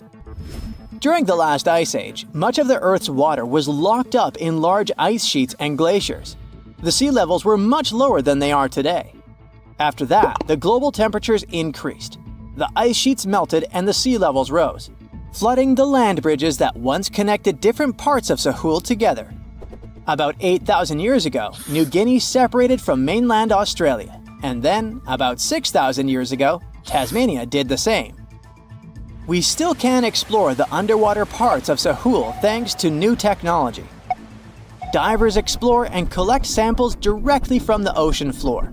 Underwater drones can go to places that are too deep or dangerous for humans to explore. And with sonar mapping, scientists use sound waves to create maps of the ocean floor. It's like using an echo to see what's underwater. The sound waves bounce off the seabed and come back, helping us create a picture of what it looks like. Deep underwater, archaeologists have found stone tools and other artifacts. They also discovered fossils of animals like Diprotodon and Thylacoleo. By studying the underwater terrain of Sahul, they learned about the ancient rivers, lakes, and coastlines that existed during the Ice Age. But Sahul isn't the only underwater continent. Sahul isn't the only hidden gem of Southeast Asia. Take Sundaland, a place made up of Sumatra, Java, Borneo, and some other islands. This place was crazy huge during the Ice Age, but now almost fully underwater. Almost, but not entirely. The parts above the ocean are teeming with life. If you like birds, check this place out. It has almost a fifth of the world's bird species. You can spot colorful birds like the Java hawk eagle and the Bali starling among the lush forests. It's also a home to a fourth of Earth's fish species. Sundaland's waters are a haven for marine life, even the most exotic animals like the Asian arowanas. It's also a treasure trove of flowers. That's where you can find Rafflesia and Titan aurum, the world's largest flowers. This makes it very similar to Zealandia. Zealandia is a long, narrow piece of land about half the size of Australia. It broke from Antarctica about 100 million years ago. Just like Sundaland, it isn't fully underwater. 7% of it stayed above sea level. This sticking out little piece is what we now call New Zealand, along with Stewart Island and some smaller islands.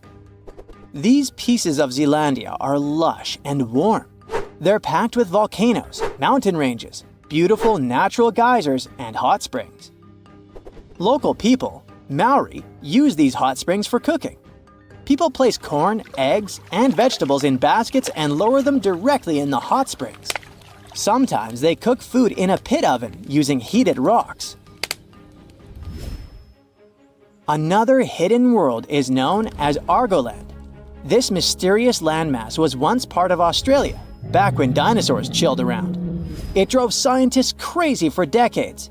They knew it existed because it left a huge stretch on the ancient seafloor, the Argo Abyssal Plain.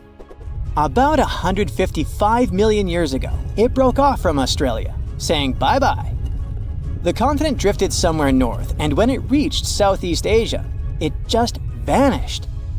Scientists had no idea where it went, but recently they finally found its remains. Turns out, poor Argoland's lower parts started drowning into the Sunda Trench, a horrifyingly deep oceanic pit. The Earth's crust sunk into the mantle. Meanwhile, the upper parts of Argoland were pushed upward, grabbing the younger rocks on land. Because of this, Argoland broke apart into a bunch of smaller pieces. These pieces formed parts of Borneo, Java, Sulawesi, and other regions. The remains are buried under Indonesia and Myanmar. Imagine a colossal landmass the size of Greenland, Greater Adria. Its journey began about 240 million years ago when it broke away from the supercontinent Gondwana. It started moving north, and after 100 million years of enjoying the warm seas, it suddenly crashed into Europe and shattered into pieces.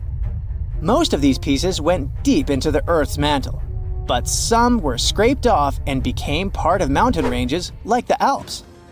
Today, the remnants of Greater Adria are scattered across more than 30 countries, from Spain to Iran. That's why they're hard to look for.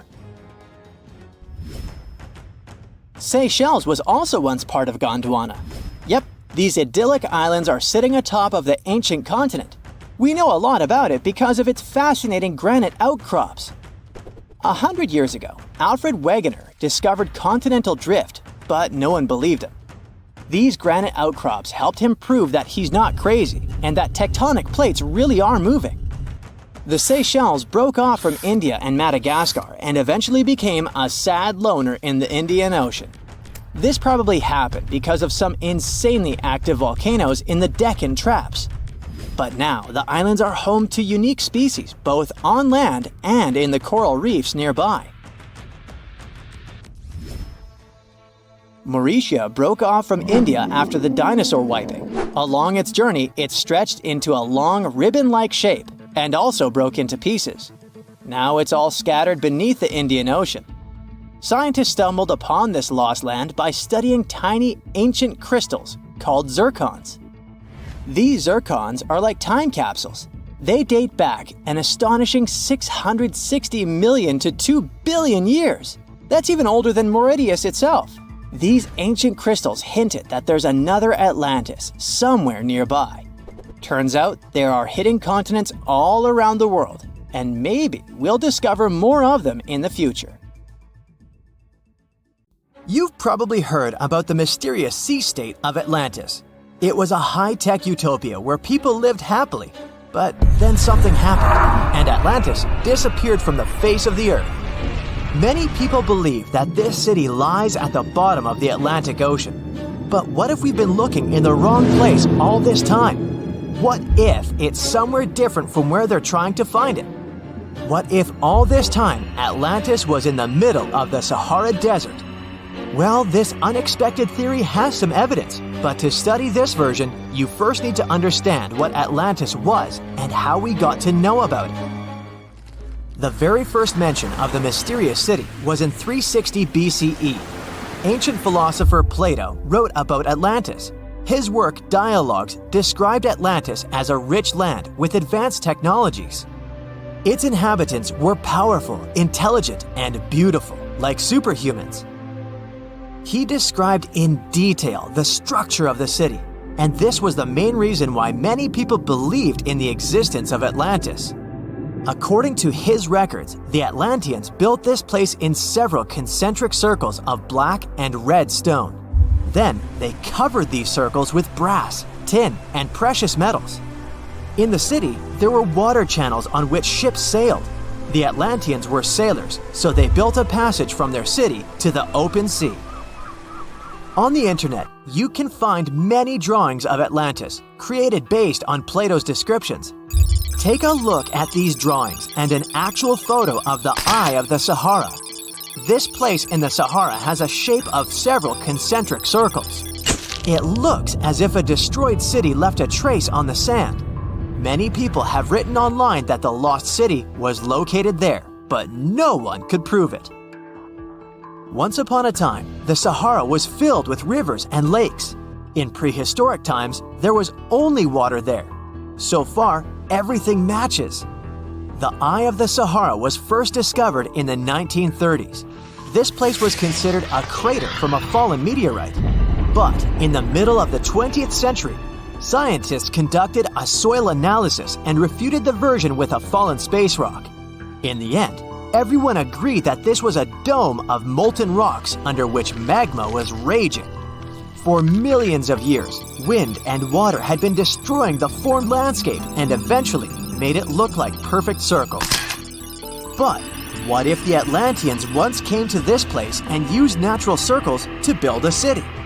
In this case, we would have many traces and artifacts from this developed civilization.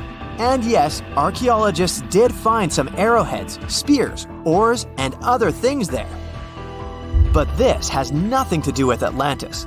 In the Eye of the Sahara, a multitude of Acheulean artifacts lies. It was an ancient tribe that frequented this place. For the first time, Acheulean tools appeared more than 1.5 million years ago. Some of the items found there may be 130,000 years old, and according to the records, Atlantis existed about 12,000 years ago. Archaeologists found no artificial structures in this place. There was also no debris or traces of a large city. People would have found some stuff if a big city with advanced technologies had existed here. The main supporter of this idea was one YouTube channel. It collected 1 million views and attracted the attention of many historians and anthropologists. The theory that the Eye of the Sahara is Atlantis was quickly refuted. People found too many discrepancies between this place and the description of Atlantis. The author tried to catch the viewer's attention by presenting external similarities between the natural landscape and the fictional ancient city. Another popular theory claims that Atlantis was a real continent located off the Bahamas, but then this city was swallowed up by the Bermuda Triangle. According to this legend, the city ruins still lie at the bottom of the triangle, but there's no confirmation of this theory either. Writer Charles Berlitz invented it. Adherents of this theory claim that the walls and streets in the western part of the Bahamas might be the ruins of Atlantis. But scientists disagree. They have proven that these walls are natural formations of coastal rocks. There are also rumors that the story of Atlantis was inspired by an actual historical catastrophe, the Black Sea Flood. This is the Bosporus, a strait in Turkey connecting the Black Sea and the Sea of Marmara. Around 5600 BCE, the Black Sea was twice as small as it is now and had many cities on its shores. Unfortunately, a huge flood destroyed this flourishing civilization. Within a year, cities descended underwater, and surviving inhabitants moved to foreign lands and spread stories about the flood. Maybe these stories inspired Plato to come up with Atlantis. In the 1950s, people came up with another version. Atlantis was the continent that is now Antarctica. Tens of thousands of years ago, a warm continent with a developed city shifted to the northern part of our planet because of the movement of Earth's crust. The Atlanteans couldn't adapt to the cold conditions, and Atlantis was covered with a thick layer of ice. This theory was refuted when scientists began studying the tectonic plate's nature. It turned out that Earth's crust couldn't have moved such a huge continent as Antarctica. The tectonic plates don't behave this way at all. But the main question is, was Atlantis real? No one had described it before Plato. Perhaps the philosopher came up with it. Maybe he did this to emphasize the correctness of his views on life and to identify his philosophical theories. In his works, he wrote a lot about divine and human nature and how people can destroy this nature. He spoke of decaying ideal societies because of immoral behavior and vices. The Atlanteans were once moral, spiritual people who created a utopia, but then they became greedy and mean. They destroyed their inner nature, and for this, they had to witness the destruction of their city. One night, fires and earthquakes hit Atlantis and plunged the city into the sea. The higher powers punished people for their immoral behavior, and Plato also wanted everyone to be afraid of moral decay. But judging by the descriptions of the earthquakes and fire, it may seem that Atlantis was destroyed by a volcanic eruption, as it was with the ancient Roman city of Pompeii. And such destructions have happened pretty often throughout history. Natural disasters ruined many developed cities. One of the most famous cases occurred in 1100 BCE in the Mediterranean Sea, when a volcanic eruption destroyed the highly developed Minoan society. The Minoan society existed for about 2,000 years. These people mostly lived on the islands of Crete and Santorini, located north of Crete. The Minoans had beautiful houses, a sewage system, and a developed economy. They were engaged in agriculture, grew fruits and vegetables, painted frescoes, and made jewelry. They were the first people to found the thalassocracy, an empire based on the sea. They lived off of fishing, piracy, and maritime trade. At the time, they performed cruel rituals, and their way of life was far from moral. They were used to earthquakes on the island of Santorini, so they reinforced the walls of the city with wooden beams, but they didn't know what a volcanic eruption was. And when the sulfur smell appeared in the air, they didn't suspect the impending catastrophe. When the volcano spilled out tons of lava and ash, all the residents of Santorini abandoned their homes and tried to escape, but they couldn't. The eruption and earthquake triggered a tsunami. A large wave flooded the coastal part of the island of Crete. This hit the economy of the Minoans hard and destroyed their port harbor. Then, foreigners attacked Crete and finally destroyed the developed civilization. Some historians think that Plato could have referred to the Minoan Empire when describing Atlantis. Using their example, he showed how immoral actions could destroy people.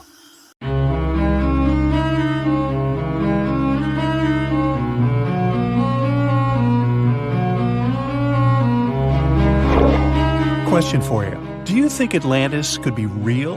It remains as one of history's greatest mysteries. The legend began with Plato, all the way back in ancient Greece. The tale of a civilization that formed and prospered before our own. Atlantis was supposedly a highly technological society, much like the Mayans. But, as the legend says, due to the people's greed, they were punished by a flood that destroyed and submerged their cities. Different theories try to guess Atlantis' location. Some say it was in the Mediterranean Sea. Some say it's beneath the Bermuda Triangle. But, as science has shown us, Atlantis may be only an allegory for humankind. Today, you'll discover several amazing underwater cities that you have never heard of. They existed indeed, and are not just a myth. We're taking you on an excursion to the underwater city of Baia, which is on the coast of Italy. Known as the Las Vegas of the Roman Empire, Baia was a resort city. The Roman elite traveled there for recreation. Imagine an open-air spa. That was Baia. You can visit the submerged town by scuba diving and get close to that perfectly preserved, magnificent Roman sculpture. a true underwater wonder. You can spot the crumbled temples and buildings through glass-bottom boats. This is a moss-covered museum in Claudio's Nymphaeum. To your left, you can see a collection of classical Greek statues. Swimming down the Via Herculeana, you'll arrive at Villa Aprotio. Villas are Italian-style houses, and here you can admire their original marble floors. Notice the black and white patterns and the astounding shapes they make. Next, you'll arrive at Portus Julius. Can you see the collapsing wall structures at the bottom of the seafloor? You'll see well-preserved columns and limestone floors. Behold the ruins of the thermal baths of Lacus. The remaining multicolored mosaics are something great to see. You'll see their orange, blue, and green tiles if you get close enough.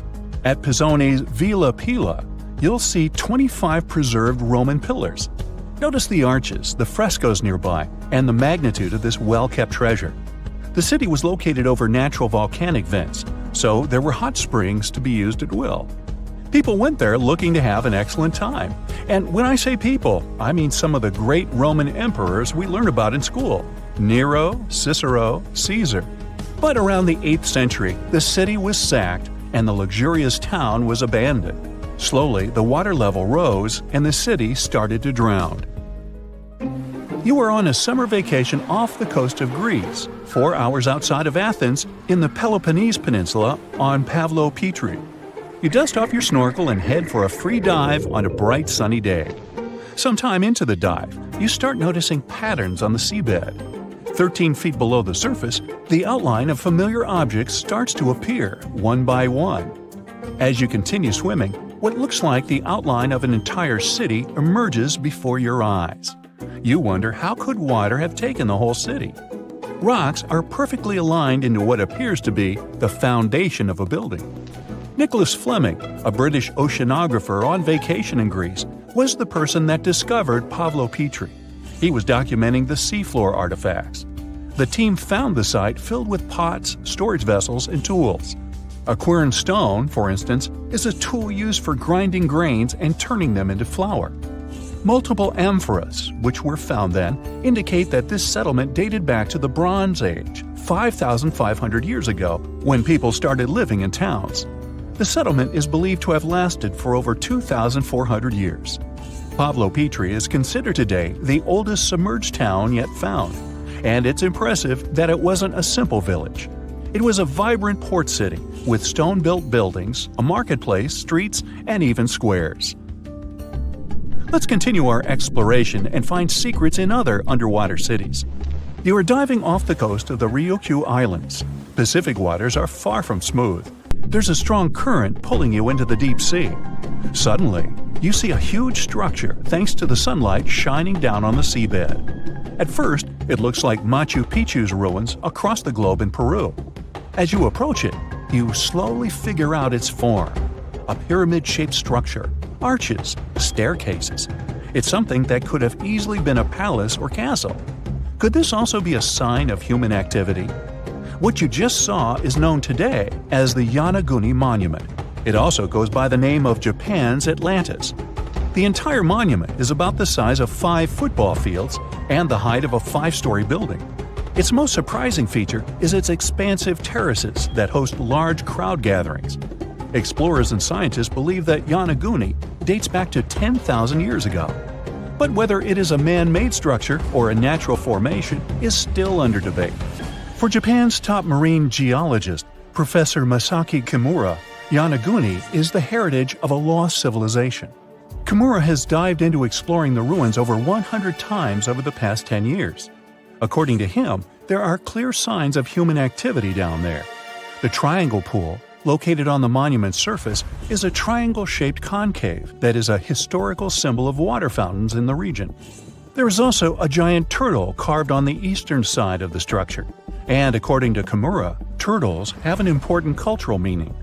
Several pieces of stone tools have been recovered from the site. Their estimated age dates back to 10,000 years ago. However, not all scientists are convinced of the same. For many, Yonaguni is the result of thousands of years of erosion. The fact that the monument is composed of one massive rock leads them to believe that it is not human-made. The defined edges and flat surfaces resemble a natural formation occurrence in Northern Ireland, known as Giant's Causeway. A series of interlocking basalt columns look like the ruins of a palace, but they were the result of volcanic activity in the region. Well, stay tuned for more underwater discoveries. The next stop on our voyage is one of today's most famous underwater cities that has turned into an underwater archaeological park. The city of Port Royal in Jamaica exists today only below the surface. But in 1692, it was one of the wealthiest cities in the Western Hemisphere. Port Royal was the center of the British Empire at the time, and an important trade city that attracted people from all over. It was also home to real-life pirates of the Caribbean. On the morning of June 7, 1692, the people of Port Royal met a different fate than they probably expected. The bars and restaurants beaming with life woke up shaking. People were taken out of bed with the power of a massive earthquake, estimated today at 7.5 on the Richter scale. One survivor says he saw the earth opening up and swallowing the town whole. What he said could be true, as the city was mainly built over sand. The ground sucked buildings, roads, and everyone above. Geysers erupted, and finally, waves as big as 10-story-high buildings hit the city. About 33 acres of the city disappeared underwater, and amazingly, most of its 17th century remains lie in good condition under 40 feet of water. In the ruins, archaeologists have found taverns, storage rooms, kitchens, and recreational buildings used for diverse purposes. You can see a grand lion statue, a submerged bridge, and many picturesque arches. Now, do you fancy a trip to India? Just outside its coast lies another sunken marvel. A site known as the Lost City of Cambay is located on the Gulf of a similar name. It remained hidden until 2001, when the National Institute of Ocean Technology did a routine water assessment. With sonar technology, which sends a wave of sound to the bottom of the sea, they found something far beneath the surface. Images showed well-defined geometric shapes spread along a 5-mile stretch. The remains found dated to more than 9,500 years ago, meaning that this civilization was lost at around the end of the Ice Age. Debris recovered from the site included construction material, pottery, beads, sculptures, and even bones. Scientists argue whether these artifacts are indeed from the site, but if they truly are, then the lost city of Cambay would be the oldest civilization in the world. The Azores are 9 islands in the Atlantic Ocean, sitting about a third of the way from Europe to North America. A history textbook will tell you that the Portuguese explorers discovered this beautiful archipelago in the 15th century. Until then, they were uninhabited. The islands still belong to Portugal, so there seems to be no controversy or mystery here, except for the fact that some researchers think the Azores were home to an ancient civilization from thousands of years ago. Others support the idea that the famous Atlantis itself was here. In 2010, archaeologists announced that they found some structures on the islands which looked like they were from the Stone Age. If that's true, it would mean that there was a civilization back then which was advanced enough to travel this far and settle on the remote islands. A special scientific commission studied the matter and concluded that those structures were natural rock formations or had a more modern origin. So the first settlers were supposed to have been the Portuguese. It didn't stop some enthusiastic scientists from further research. They analyzed the DNA of mice from the Azores and found that it had the same genetic characteristics as house mice from Northern Europe. The little rodents couldn't have sailed this far without humans, so it looks like the first people had arrived at the Azores before the Portuguese, and the plot thickens. Dr. Felix Rodriguez, who works at the University of the Azores, is determined to find out exactly when it happened. He's studying the megalithic structures found in the Azores. Similar structures found in Western Europe and the Mediterranean date back to the Neolithic age. According to Dr. Rodriguez, the oldest findings are from 4,200 years ago. It's not clear when civilizations left them. The professor identified 7 megalithic structures in one complex as dolmens for the deceased. The cavities are all cylindrical in shape and definitely don't look like a natural formation. The material from the cavities turned out to be at least 2,500 years old. There are also some pieces of ceramics that seem to be even older. It looks like the rocks in the area had been lifted. You can see it by the small waves left by lava. It's thick and sticky, so it can't leave vertical marks. Someone must have moved the rock from its horizontal position. Another interesting finding is some stone anchors with holes found by the sea. Similar ones were used in the Mediterranean and on the Atlantic coast of Europe, dating back to 1000 and 2000 BCE. The 15th century Portuguese were advanced sailors and never used stone anchors, only metal ones. The scientists also managed to find a structure built right in the volcanic top. It looks somewhat similar to the ones built in the Mediterranean that are at least 2,000 years old. These structures are called columbariums and were used to store the ashes of the deceased. They also found something resembling an oven next to it, so they could be a part of one complex. There's also a basin in the middle, and it's not the only one on the island. It looks like they had a special meaning to their builders.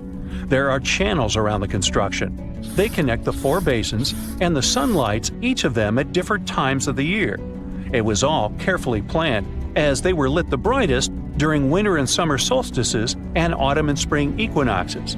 The water passed through all the basins and went directly into the sea. It could have been a purifying ritual. Now, some people are skeptical about the findings and believe they're all parts of a fortress from the 16th century. Professor Rodriguez is determined to prove it's all much, much older. There must have been some ancient civilization here that could have left because of the volcanoes that go crazy every 50 years.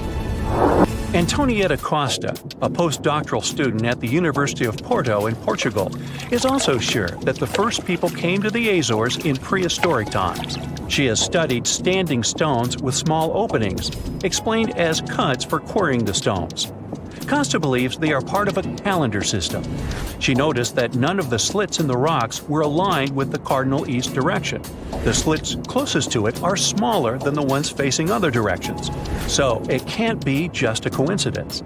It also looks like the slits are aligned with the solstices, and that's what makes Costa think it could be a calendar. She also thinks the inscriptions left on slabs of bedrock on the islands are much like those maps that were left on the rocks during the Stone Age in mainland Europe. Another interesting theory about the Azores is that it could have been the location of the famous Atlantis, which was lost under the sea. Since the Azores archipelago is in the middle of an ocean, it could technically be a perfect place for that. A 20th century scholar quoted Plato to prove this theory was right. The Greek philosopher suggested that Atlantis was in between the continents. The coins and sculptures supposedly found in the Azores when the Portuguese just arrived also point that there was someone else present there. And way more recently, in 2013, a sailor found a huge structure looking like a pyramid off the Azores coast. It was most likely a large submarine volcano, but it's much cooler to think it was some big deal in Atlantis, right? Peru has its own mystery. Amid the desert, you can find some eerie marks called the Nazca lines. They're known as geoglyphs and were created more than 2,000 years ago by the people of the Nazca culture. Thanks to a dry climate and strong winds in the desert, most of the Nazca lines have reached our day.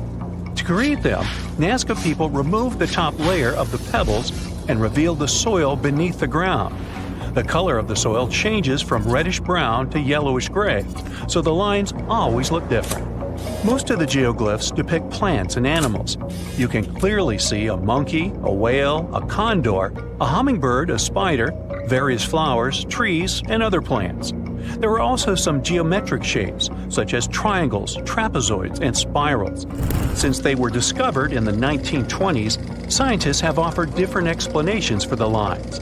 Some say that in Nazca culture, people ascribe special significance to these motifs, so they probably created these shapes for deities in the sky to see. Others believe they were a sort of astronomical calendar, and animal sketches were modeled after groups of stars. This theory was proved wrong, so the purpose of the lines remains a mystery. Another place that leaves many questions is Nimrut Mountain in Turkey. This mountain has a complex of monuments with temples and tombs. It was built by the Kingdom of Commagene, which ruled here around the 1st century BCE. There are statues of King Antiochus, 2 lions, 2 eagles, Zeus, Hercules, and Apollo. Archaeologists found the ruins of this complex at the end of the 19th century. They thought it had been built by the Assyrians. Then, some of the most famous scientists of the time came here and found an inscription in Greek. It had details about the sculptures and the names of important members of the Commagene royal family. It looked like it had been put there for future visitors. The scientists established that the statues used to be full-size figures. Changes in temperature, strong winds, snow, and the bright sun didn't leave them a chance to last in all their original glory. Plus, the complex is in an earthquake zone, so all you can see now is mostly the heads of the statues. They look incredibly complex and large for their time. The biggest question is, how did the people who lived thousands of years ago manage to create such huge sculptures on top of the mountain? It's obvious that they worked on shaping the limestone blocks up there and not on the ground. So, stay tuned. We'll keep an eye on this. Here's an ordinary fish. And here's a fish that was supposed to become a human, but it didn't. And not because it didn't come out of the ocean. The second fish has more intelligent eyes, but there's almost no difference between them. And that's why... Oh, and do you see that silhouette in the shadow? This big ugly monster is one of the key characters in this story, and it hates the intelligent fish. But I'll tell you more about that later. So, the ocean world is an eternal struggle for survival. The big and strong eat those who are smaller and weaker. 400 million years ago, it was the same, only on an even larger scale. Real monsters inhabited the ocean. Giant reptilian fish ate long sea centipedes. Some fish were covered with bony shells. Others had razor-sharp teeth. As a result, some weaker fish escaped the ocean to survive. Other creatures left it to get food, or out of curiosity. And so, according to the theory of evolution, in the next millions of years, these fish began to grow limbs and hair and climb trees. And you know what happened next. And now, let's imagine that nothing forced fish to go to dry land. What if the ocean wasn't so dangerous, and there were a lot of algae and phytoplankton, and fewer ancient and giant sharks? There's food and there are no enemies. Why would fish need to leave this place and spend a couple 100 million years growing limbs? Fish could chill and hang out in the water. Some reached the surface, but they didn't like it there. Strong winds, lightning flashes, it all looked unfriendly. Millions of years passed, and fish were still around. More dangerous sea inhabitants appeared, but fish just grew longer fins to swim faster. Other fish grew plates on their tails to fend off enemies. But in general, most fish still looked the same as they did millions of years ago. Their brains were developing. They learned how to communicate with one another using echolocation and movements of tails and fins. All day long, fish swam, looked for food, multiplied, and hung out together. It made no sense for them to evolve. And now, let's take a look at the history of humans. So, fish came to land and grew limbs. Then the struggle for survival began. Some creatures became carnivores. Others turned into herbivores. Some ate grass, and others noticed ripe fruit on trees. These crawling creatures started reaching for fruit. After millions of years of such attempts, the creature's limbs began to grow longer. They stood on their back legs and finally became upright. These ancient animals, the ancestors of primates, learned to climb trees to get more fruit. Then some of them started using stones to crack nutshells. Others began to throw sticks into branches to knock down ancient apples. The more these animals interacted with the environment, the more their brains developed. In addition to saber-toothed tigers and other ancient monsters that tried to eat primates, there were also bad weather conditions that caused a lot of problems. Ancient apes began to hide in caves and even create shelters from branches and leaves. Then someone accidentally started a fire, and it changed the rules of the game. New neuron connections opened up in the brain, and it led to abstract thinking. People built bonfires in caves and watched flames cast shadows on the walls. Images began to form in their heads.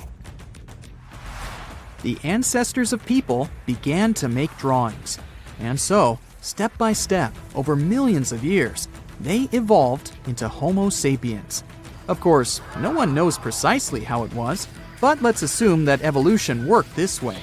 The struggle for survival formed the human brain. And now, let's go back to the ocean, where fish swim. They can move from side to side, up and down, and they don't need to reach any branches and fruit. Food is floating everywhere around them. Fish are cold-blooded, so they don't freeze.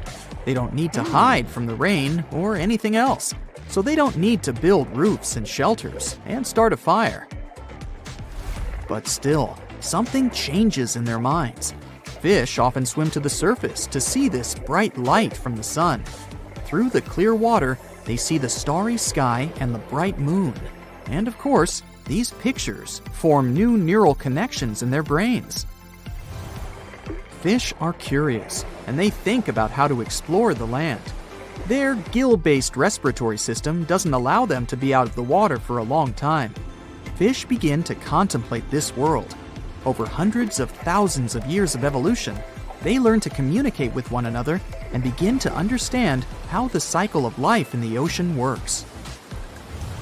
Some fish form large colonies and build houses inside coral reefs. But these houses look like big anthills, not like buildings. Fish stay there to hide from enemies and to have rest. Also, fish meet other enemies, birds. Gulls and pelicans catch lunch when fish rise close to the surface. Small fish decide never to swim there and create a law forbidding them from approaching the surface. The appearance of this unspoken statute forms society. Some fish train to fend off seagulls. Fish hold sharp stones, pieces of coral, or shells in their teeth. And when gulls catch them, these fish hit the bird's feet with corals. Also, fish manage to catch their winged enemies. When some seagull dives under the water, fish attack it from all sides. They do this to study the seagull's body and understand how it can fly and breathe on the surface. Fish become wise creatures, like highly developed dolphins.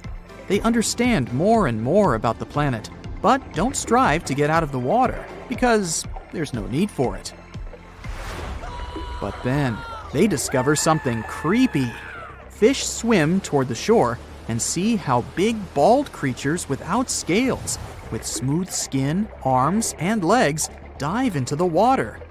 Fish swim closer to get to know them, but these creatures catch them with their webbed hands. Now fish have another, more dangerous enemy, the sea people. They are intelligent, cruel, and strong. To understand these creatures, let's go back to the real world and look at seals, dolphins, whales, and walruses. All these animals are mammals, which means warm blood flows in them.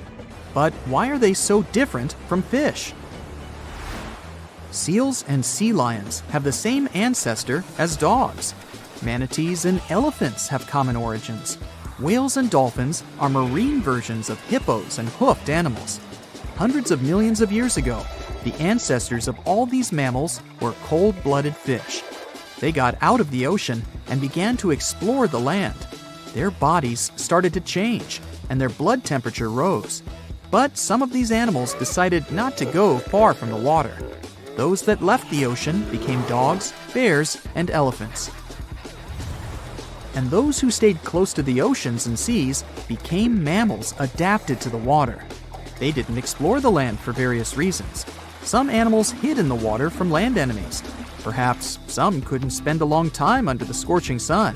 They transformed into animals with fins. They don't have gills, but can hold their breath underwater for a few minutes.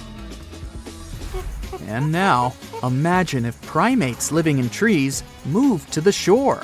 Their skin would lose its fur, webbing would grow on their fingers, and their whole body would get covered with a thick layer of fat. They would develop intelligence and become sea people. Each of them would weigh as much as a polar bear because of subcutaneous fat. The fact is that all marine mammals need a lot of fat to protect their body from the cold. A large amount of fat makes them mobile and fast in the water. Now, intelligent, peaceful fish have to fight with cruel sea people. But who will win in this conflict? I think we need another video to find out. 1,000 years ago, near modern-day St. Louis, Missouri, there was a vibrant, bustling city called Cahokia. It was a Native American city, the largest and most influential one in Mississippian culture. At its peak, around 1050 BCE, Cahokia was home to as many as 30,000 people, making it larger than Paris at the time.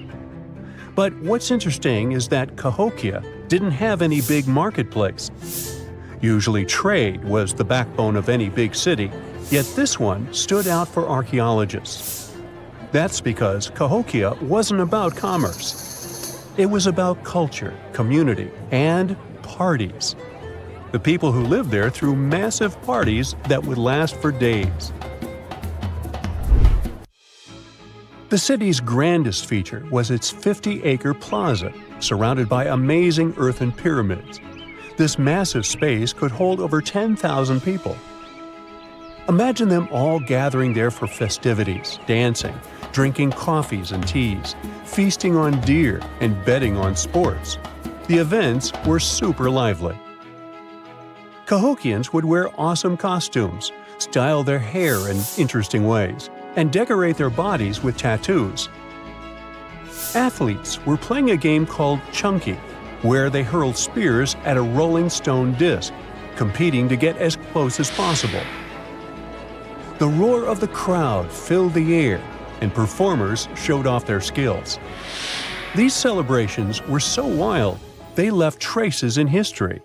After the parties ended, Cahokians cleaned up by tossing leftovers into pits. Archaeologists have uncovered these waste pits, and they were filled with food remains and pottery. One pit alone contained the remains of 2,000 deer, and that's from a single event. They also found traces of yaupon holly, a caffeinated plant that was traded from hundreds of miles away. This just shows how much effort and thought Cahokians put in their celebrations. Would you like to live in a city like this? But aside from all the fun and games, Cahokia was also deeply complex and spiritual. The city was built on a landscape that mixed dry land with swampy patches. Many people believed that this symbolized the connection between the world of the living and the dead. The people of Cahokia saw their city as a bridge between these two realms. They built earthen mounds, both for ceremonies and rituals, and as construction support. These mounds rose from the swampy areas. Meanwhile, people settled in the drier spots. Elevated pathways connected these neighborhoods, creating a physical link between life and death. Isn't it sad that some ancient metropolises that rival modern cities in scale just disappeared? Cahokia's story came to a quiet end around 1350 CE, when the city was abandoned, all due to changes in environments and weather, floods, and other problems. But the influence of Cahokia was so big, it spread to distant places. Some of their traditions, like Chunky and Yaupon tea, have survived in native communities to this day.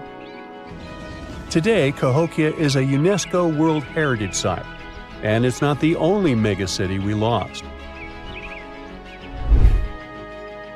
About 5,000 years ago, people in the Indus Valley built some of the world's first cities. Mohenjo-Daro was an ancient city in what is now Pakistan. The city was built around 2500 BCE, and back then, it was a thriving hub of the Indus civilization. Sure, it was much smaller than modern cities, but it was quite huge at the time, around 40,000 inhabitants. It looks like the locals were crazily strict and disciplined people. The city's planning and organization were incredible. It was laid out in a grid pattern. Streets and important buildings aligned along the north-south axis, probably to match the movement of the sun and moon. They also built one of the most advanced systems for water and waste management of their time. The city had about 700 wells. Nearly every house had its own. Most homes also had private bathrooms with drainages and even underground sewers. This shows how skilled these people were at staying clean. And with all this discipline, it looks like there were no kings, queens, or even a central government. They could still have some authority, like local elites or elected officials, just not a classic strict monarchy or religion. Instead, people there cared about simplicity and order. They basically managed themselves, having standardized ways of doing things, from the way tools and potteries were made to how they traded. Which is why, unlike many other cities, Mohenjo-Daro didn't have grand palaces, temples, or monuments. Instead, they had public areas known as citadels. People gathered at citadels for rituals, meetings, and storage of grain. And it seems like this way of life worked perfectly. Scientists found some seals and weights, which means the economy was well regulated. Archaeologists found some intricate artifacts like ivory, lapis lazuli, carnelian beads, and gold jewelry. Another famous find is the small bronze statue known as the Dancing Girl, which was discovered in 1926.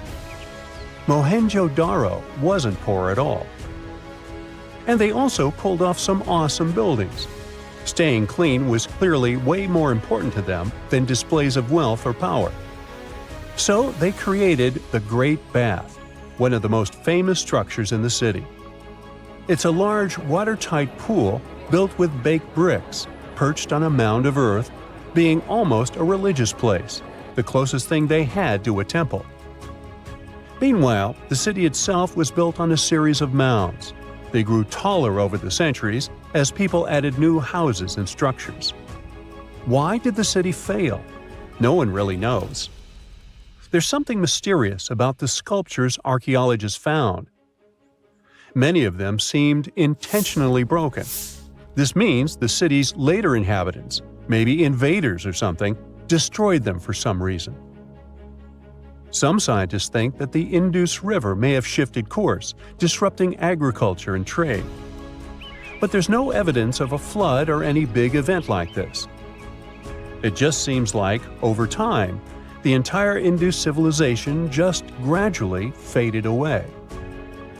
By 1900 BCE, the culture had shifted and didn't leave much behind.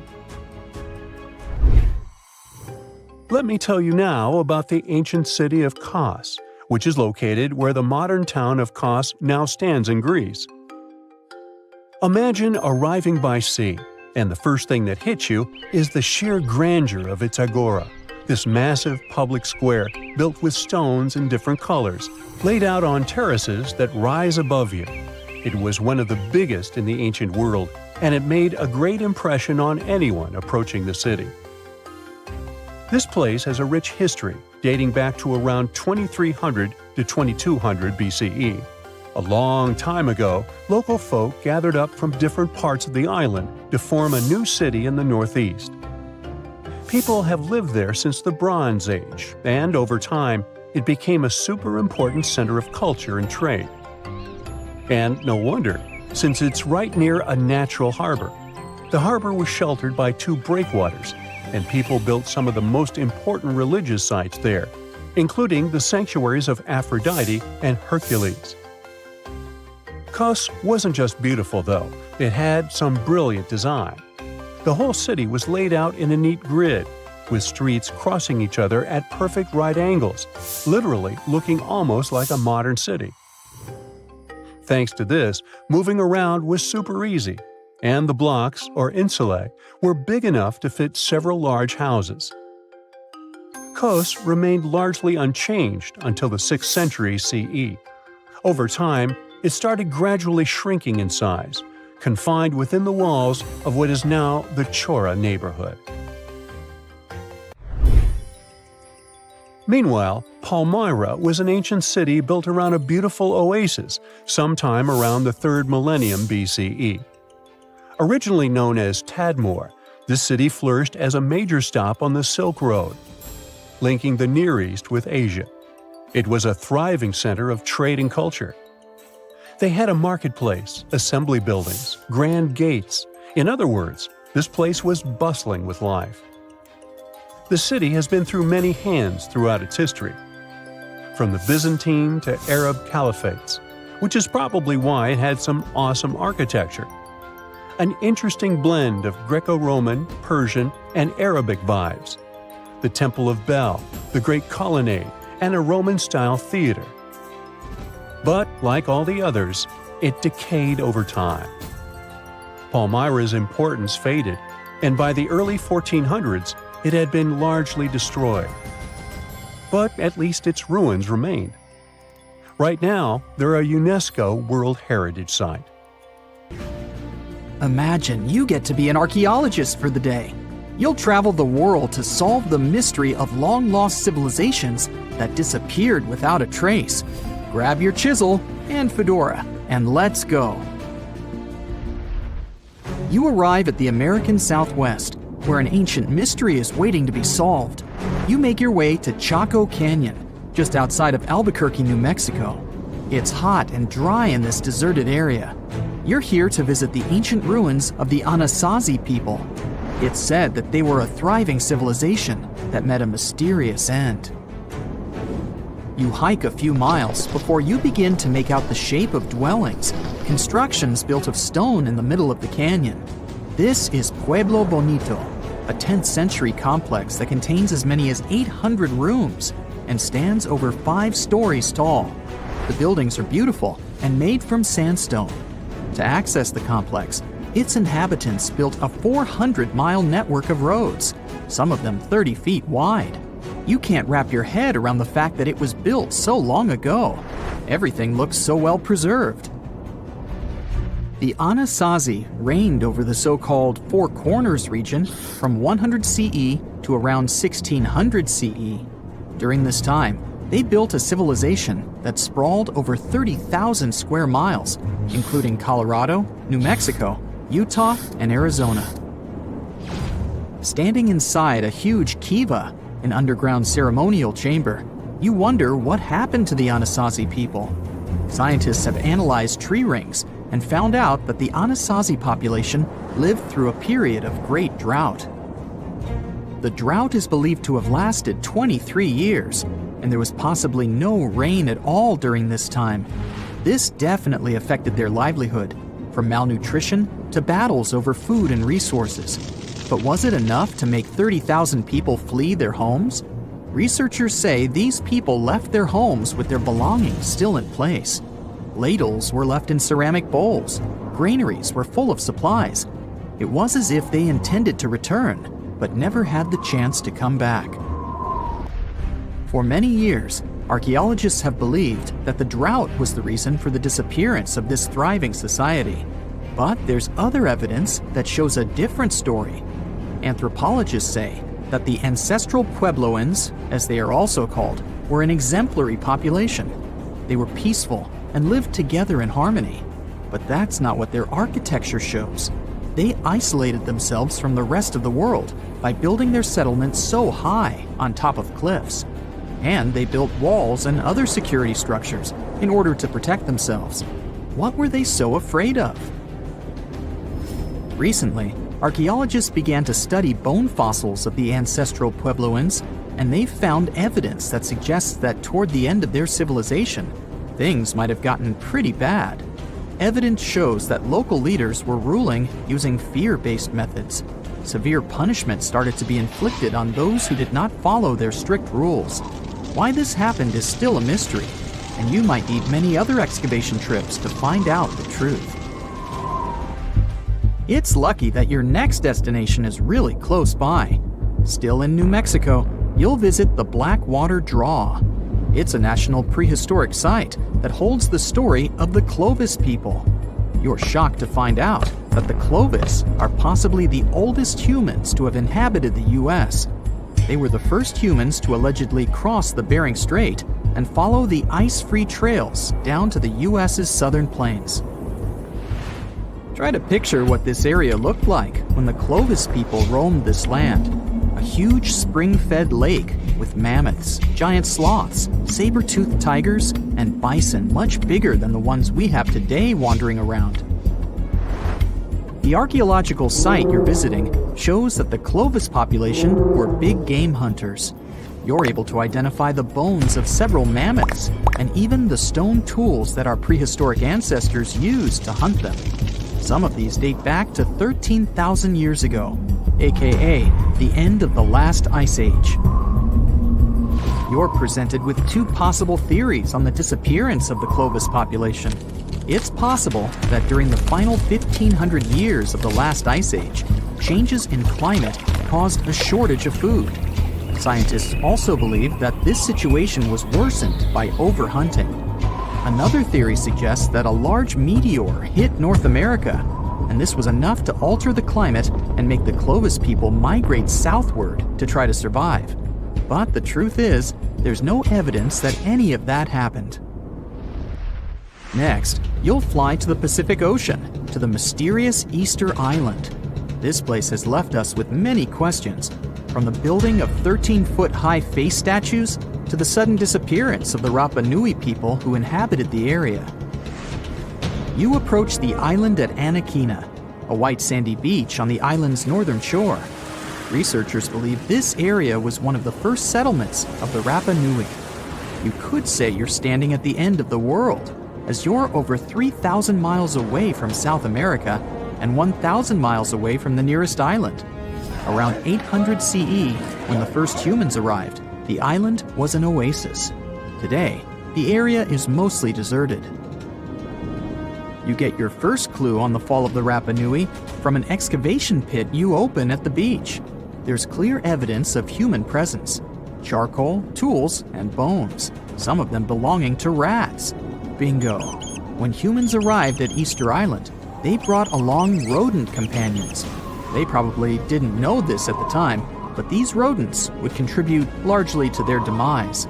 Rats love palm trees, which helped to deforest the natural vegetation of the island gradually over the years. But there's another clue. Looking into genetic data, you discover that South Americans came into contact with the Rapa Nui around 1722. What might have happened to this population is the same that happened to other more isolated groups. The contact with foreign groups brought about diseases that possibly led to the end of the Rapa Nui. To finish off your trip, you're headed to Cambodia. The country was once home to the Great Khmer Empire from the 9th century CE to the 15th century CE. The ruins of this place are magnificent. Your main excavation site is the Plains of Angkor, built alongside the Mekong River. This huge site was the most important Khmer city at the time. Just FYI, Angkor actually means capital city in the Khmer language. The Khmer were able to build a huge network of roads connecting Angkor with the rest of the empire. And it's believed that up to 1 million people were spread throughout the Khmer Empire at its peak days. It was the largest pre-industrial city in the entire world. It's comparable in size to modern-day Los Angeles, just so you can get an idea. The Khmers were also master builders and engineers. They managed to build a complex irrigation system that helped their rice farming through the centuries.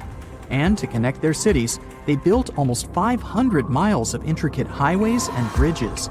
Oh, and not to mention the complex architecture of their religious buildings, such as Angkor Wat, one of today's most visited tourist sites in Cambodia. It took over 30 years to build, and it spreads over almost 500 acres.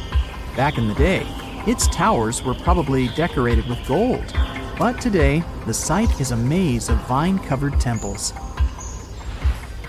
Like your fellow researchers that came here before you, you're unsure of what caused this civilization to be wiped off the map. One possible guess has to do with the climate in the region. Strong monsoons might have caused massive floods and severe damage to the infrastructure, especially to the water system the Khmer people heavily relied on to survive. But another reason could have been regional conflict and immigration. Toward the end of the 15th century, the empire started to decline in numbers, and this could have weakened its strong power. You might not go home with many answers, but you've certainly learned a lot, huh? Egyptian archaeologists made an extraordinary discovery near Cairo just recently. Drumroll, please. The most ancient and most complete mummy yet discovered in the country. Yes, they were keeping it under wraps. The 4,300-year-old mummy was found in a group of tombs close to the Step Pyramid of Djoser, dating back to the Egyptian Old Kingdom. It was covered in layers of gold. The team also found several other tombs, including one belonging to an ancient Egyptian official and another belonging to a secret keeper who had the power to perform special ceremonies. Another interesting tomb was that of a writer, which featured the largest statues ever found in the area. This vast burial site is also home to more than a dozen pyramids and resting grounds. Probably one of the most famous mummies in the world is that of Hatshepsut. She ruled Egypt like a boss for around 20 years, building all sorts of impressive buildings and creating new trade routes. But when archaeologist Howard Carter found her tomb in the Valley of the Kings, her sarcophagus was empty. However, Carter did find 2 coffins in another tomb, one of which belonged to Hatshepsut's wet nurse and the other to an unknown woman. In 2006, a team of specialists decided to investigate whether that mysterious lady was the queen herself. They found a molar tooth in a wooden box with Hatshepsut's name on it, and when they compared it to a gap in the mummy's mouth, it was a perfect match. Ramses II was a pretty impressive ruler, but it was his mummy that eventually made history. Now, we don't hear too much about his daddy. Okay, I'll stop. Ramses is considered to be the most powerful pharaoh in all of Egypt, as he reigned for a whopping 6 decades. He also lived to be over 90 years old. Now that's pretty amazing, considering the time he lived in. Ramses II supposedly had over 100 offspring too. Talk about a big family. When he passed away, his body was originally buried in the Valley of the Kings, but some sneaky guys tried to rob his tomb of all his treasures.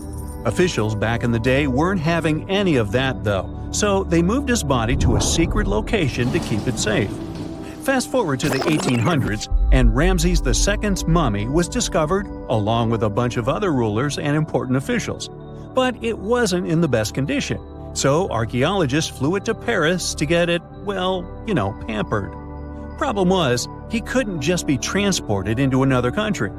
The only solution available was to give Ramses II his own passport. His occupation was listed as king, and the document even featured his photo. Most mummies aren't necessarily known for having the most hydrated skin. But that of an ancient woman, also known as Lady Di, proves otherwise. No, not that Lady Di. This wealthy lady from ancient times was discovered in an ornate tomb in 1971, and she looked fabulous, if we can say so about a mummy. Thanks to the special conditions in her tomb, like the moisture in the environment and the lack of oxygen, her body was almost perfectly preserved. Her skin was soft, her hair was on point, and she was still flexible. The museum that now proudly displays her mummy also shows a ton of fancy items that were buried with her, like dinnerware and musical instruments. Archaeologists investigated the mummy further and discovered that she passed away from a heart attack at around 50 years old. Even though it hasn't been around for over 2,000 years, Lady Di is still making history. The mummy of Otzi the Iceman was discovered in the Alps in 1991. Austrian authorities initially thought he was a modern mountaineer because he was so well preserved. Turns out, he was actually from the Copper Age. He was found in a mountain pass over 10,000 feet above sea level. Through studying his mummy, we've learned so much about life in Copper Age Europe. For example, we know that he was a native of Central Europe and enjoyed eating meat. He also suffered from arthritis, narrowing arteries, and intestinal problems. But he likely used acupuncture and medicinal herbs to treat these conditions. And apparently, he was pretty handy with tools. He sharpened them just days before his untimely demise. Who knows if he was expecting trouble or just getting ready for some routine work. Now, King Tut and his story is most likely the one that made all mummies famous. This pharaoh passed away at the young age of 19, more than 3,000 years ago. but his mummy is still one of the most well-known in the world. When his tomb was opened in 1922, people went wild because it was still intact, unlike many other royal tombs. It had some seriously blinged-out coffins, including one made of solid gold. Not only did Tut's tomb give us a glimpse into ancient Egyptian history, but his mummy also taught us a lot about the time he lived in. DNA analysis helped identify his parents and revealed that the pharaoh had a rare bone disorder that might have made walking a bit tough. Now, Ginger is most likely one of the coolest mummies you'll ever hear about. He's like a time traveler from 5,000 years ago who's still looking fly with his golden hair and perfectly preserved nails. Ginger was discovered in Egypt and is believed to be the earliest known mummified body. Before people even knew about mummification, they used to place bodies in shallow graves in the hot, dry sand. And since the sand absorbed all the water, bacteria couldn't reproduce and the body was preserved naturally. Now, scientists are not sure if Ginger's preservation was intentional or not, but since he was buried with some pottery vessels, it's likely that whoever buried him knew some serious preservation techniques. If you want to meet Ginger in person, he's currently chilling at the British Museum. One Dutch art collector bought a statue from Asia and ended up finding a weird discovery. The statue contained a mummy hidden inside. Unfortunately, the body was too fragile to move, so they had to leave it there. The coolest part is that this mummy is over 1,000 years old and was on display for 200 years before being encased in the statue. When scientists did a CT scan, they found out that the mummy was filled with paper scraps covered in writings. Experts think he might have done this thing called self-mummification, which is a pretty intense process involving a special diet and tea that makes your body less prone to bacteria. Only a few people could handle this ritual, and those who managed to do that were seriously respected. No other Egyptian queen has baffled scientists and historians like the stunning Nefertiti. Based on her statues, she was known for her slender neck, wide eyes, and high cheekbones. Her name translates to "the beautiful woman has come." Talk about living up to your name, huh? Even though she wasn't a pharaoh herself, Nefertiti still managed to leave a lasting impression. Written records suggest that, as a wife and queen, she held an incredibly influential role. Because of her power, she was indeed admired, but she also managed to make quite a lot of enemies throughout her life. She was also related to King Tut, but not biologically. Rather, she was his stepmother. So far, locals have yet to identify her mummy, but that may soon change. A local Egyptologist who has been busy excavating tombs in the Valley of the Kings has found two mummies that he believes could be Nefertiti and her daughter. According to specialists, we may soon finally get a definitive answer about the identity of these two mummies. And if one of them does turn out to be Nefertiti, we could be in for a real treat. DNA analysis and CT scans of the mummy could give us the most complete and accurate image of the queen that we've ever seen. It's crazy to think that we've only scratched the surface of what lies beneath modern-day Egypt. Nefertiti ruled during a time of great power and prosperity in Egypt, but unfortunately passed away in a period of social turmoil, leading to her gravesite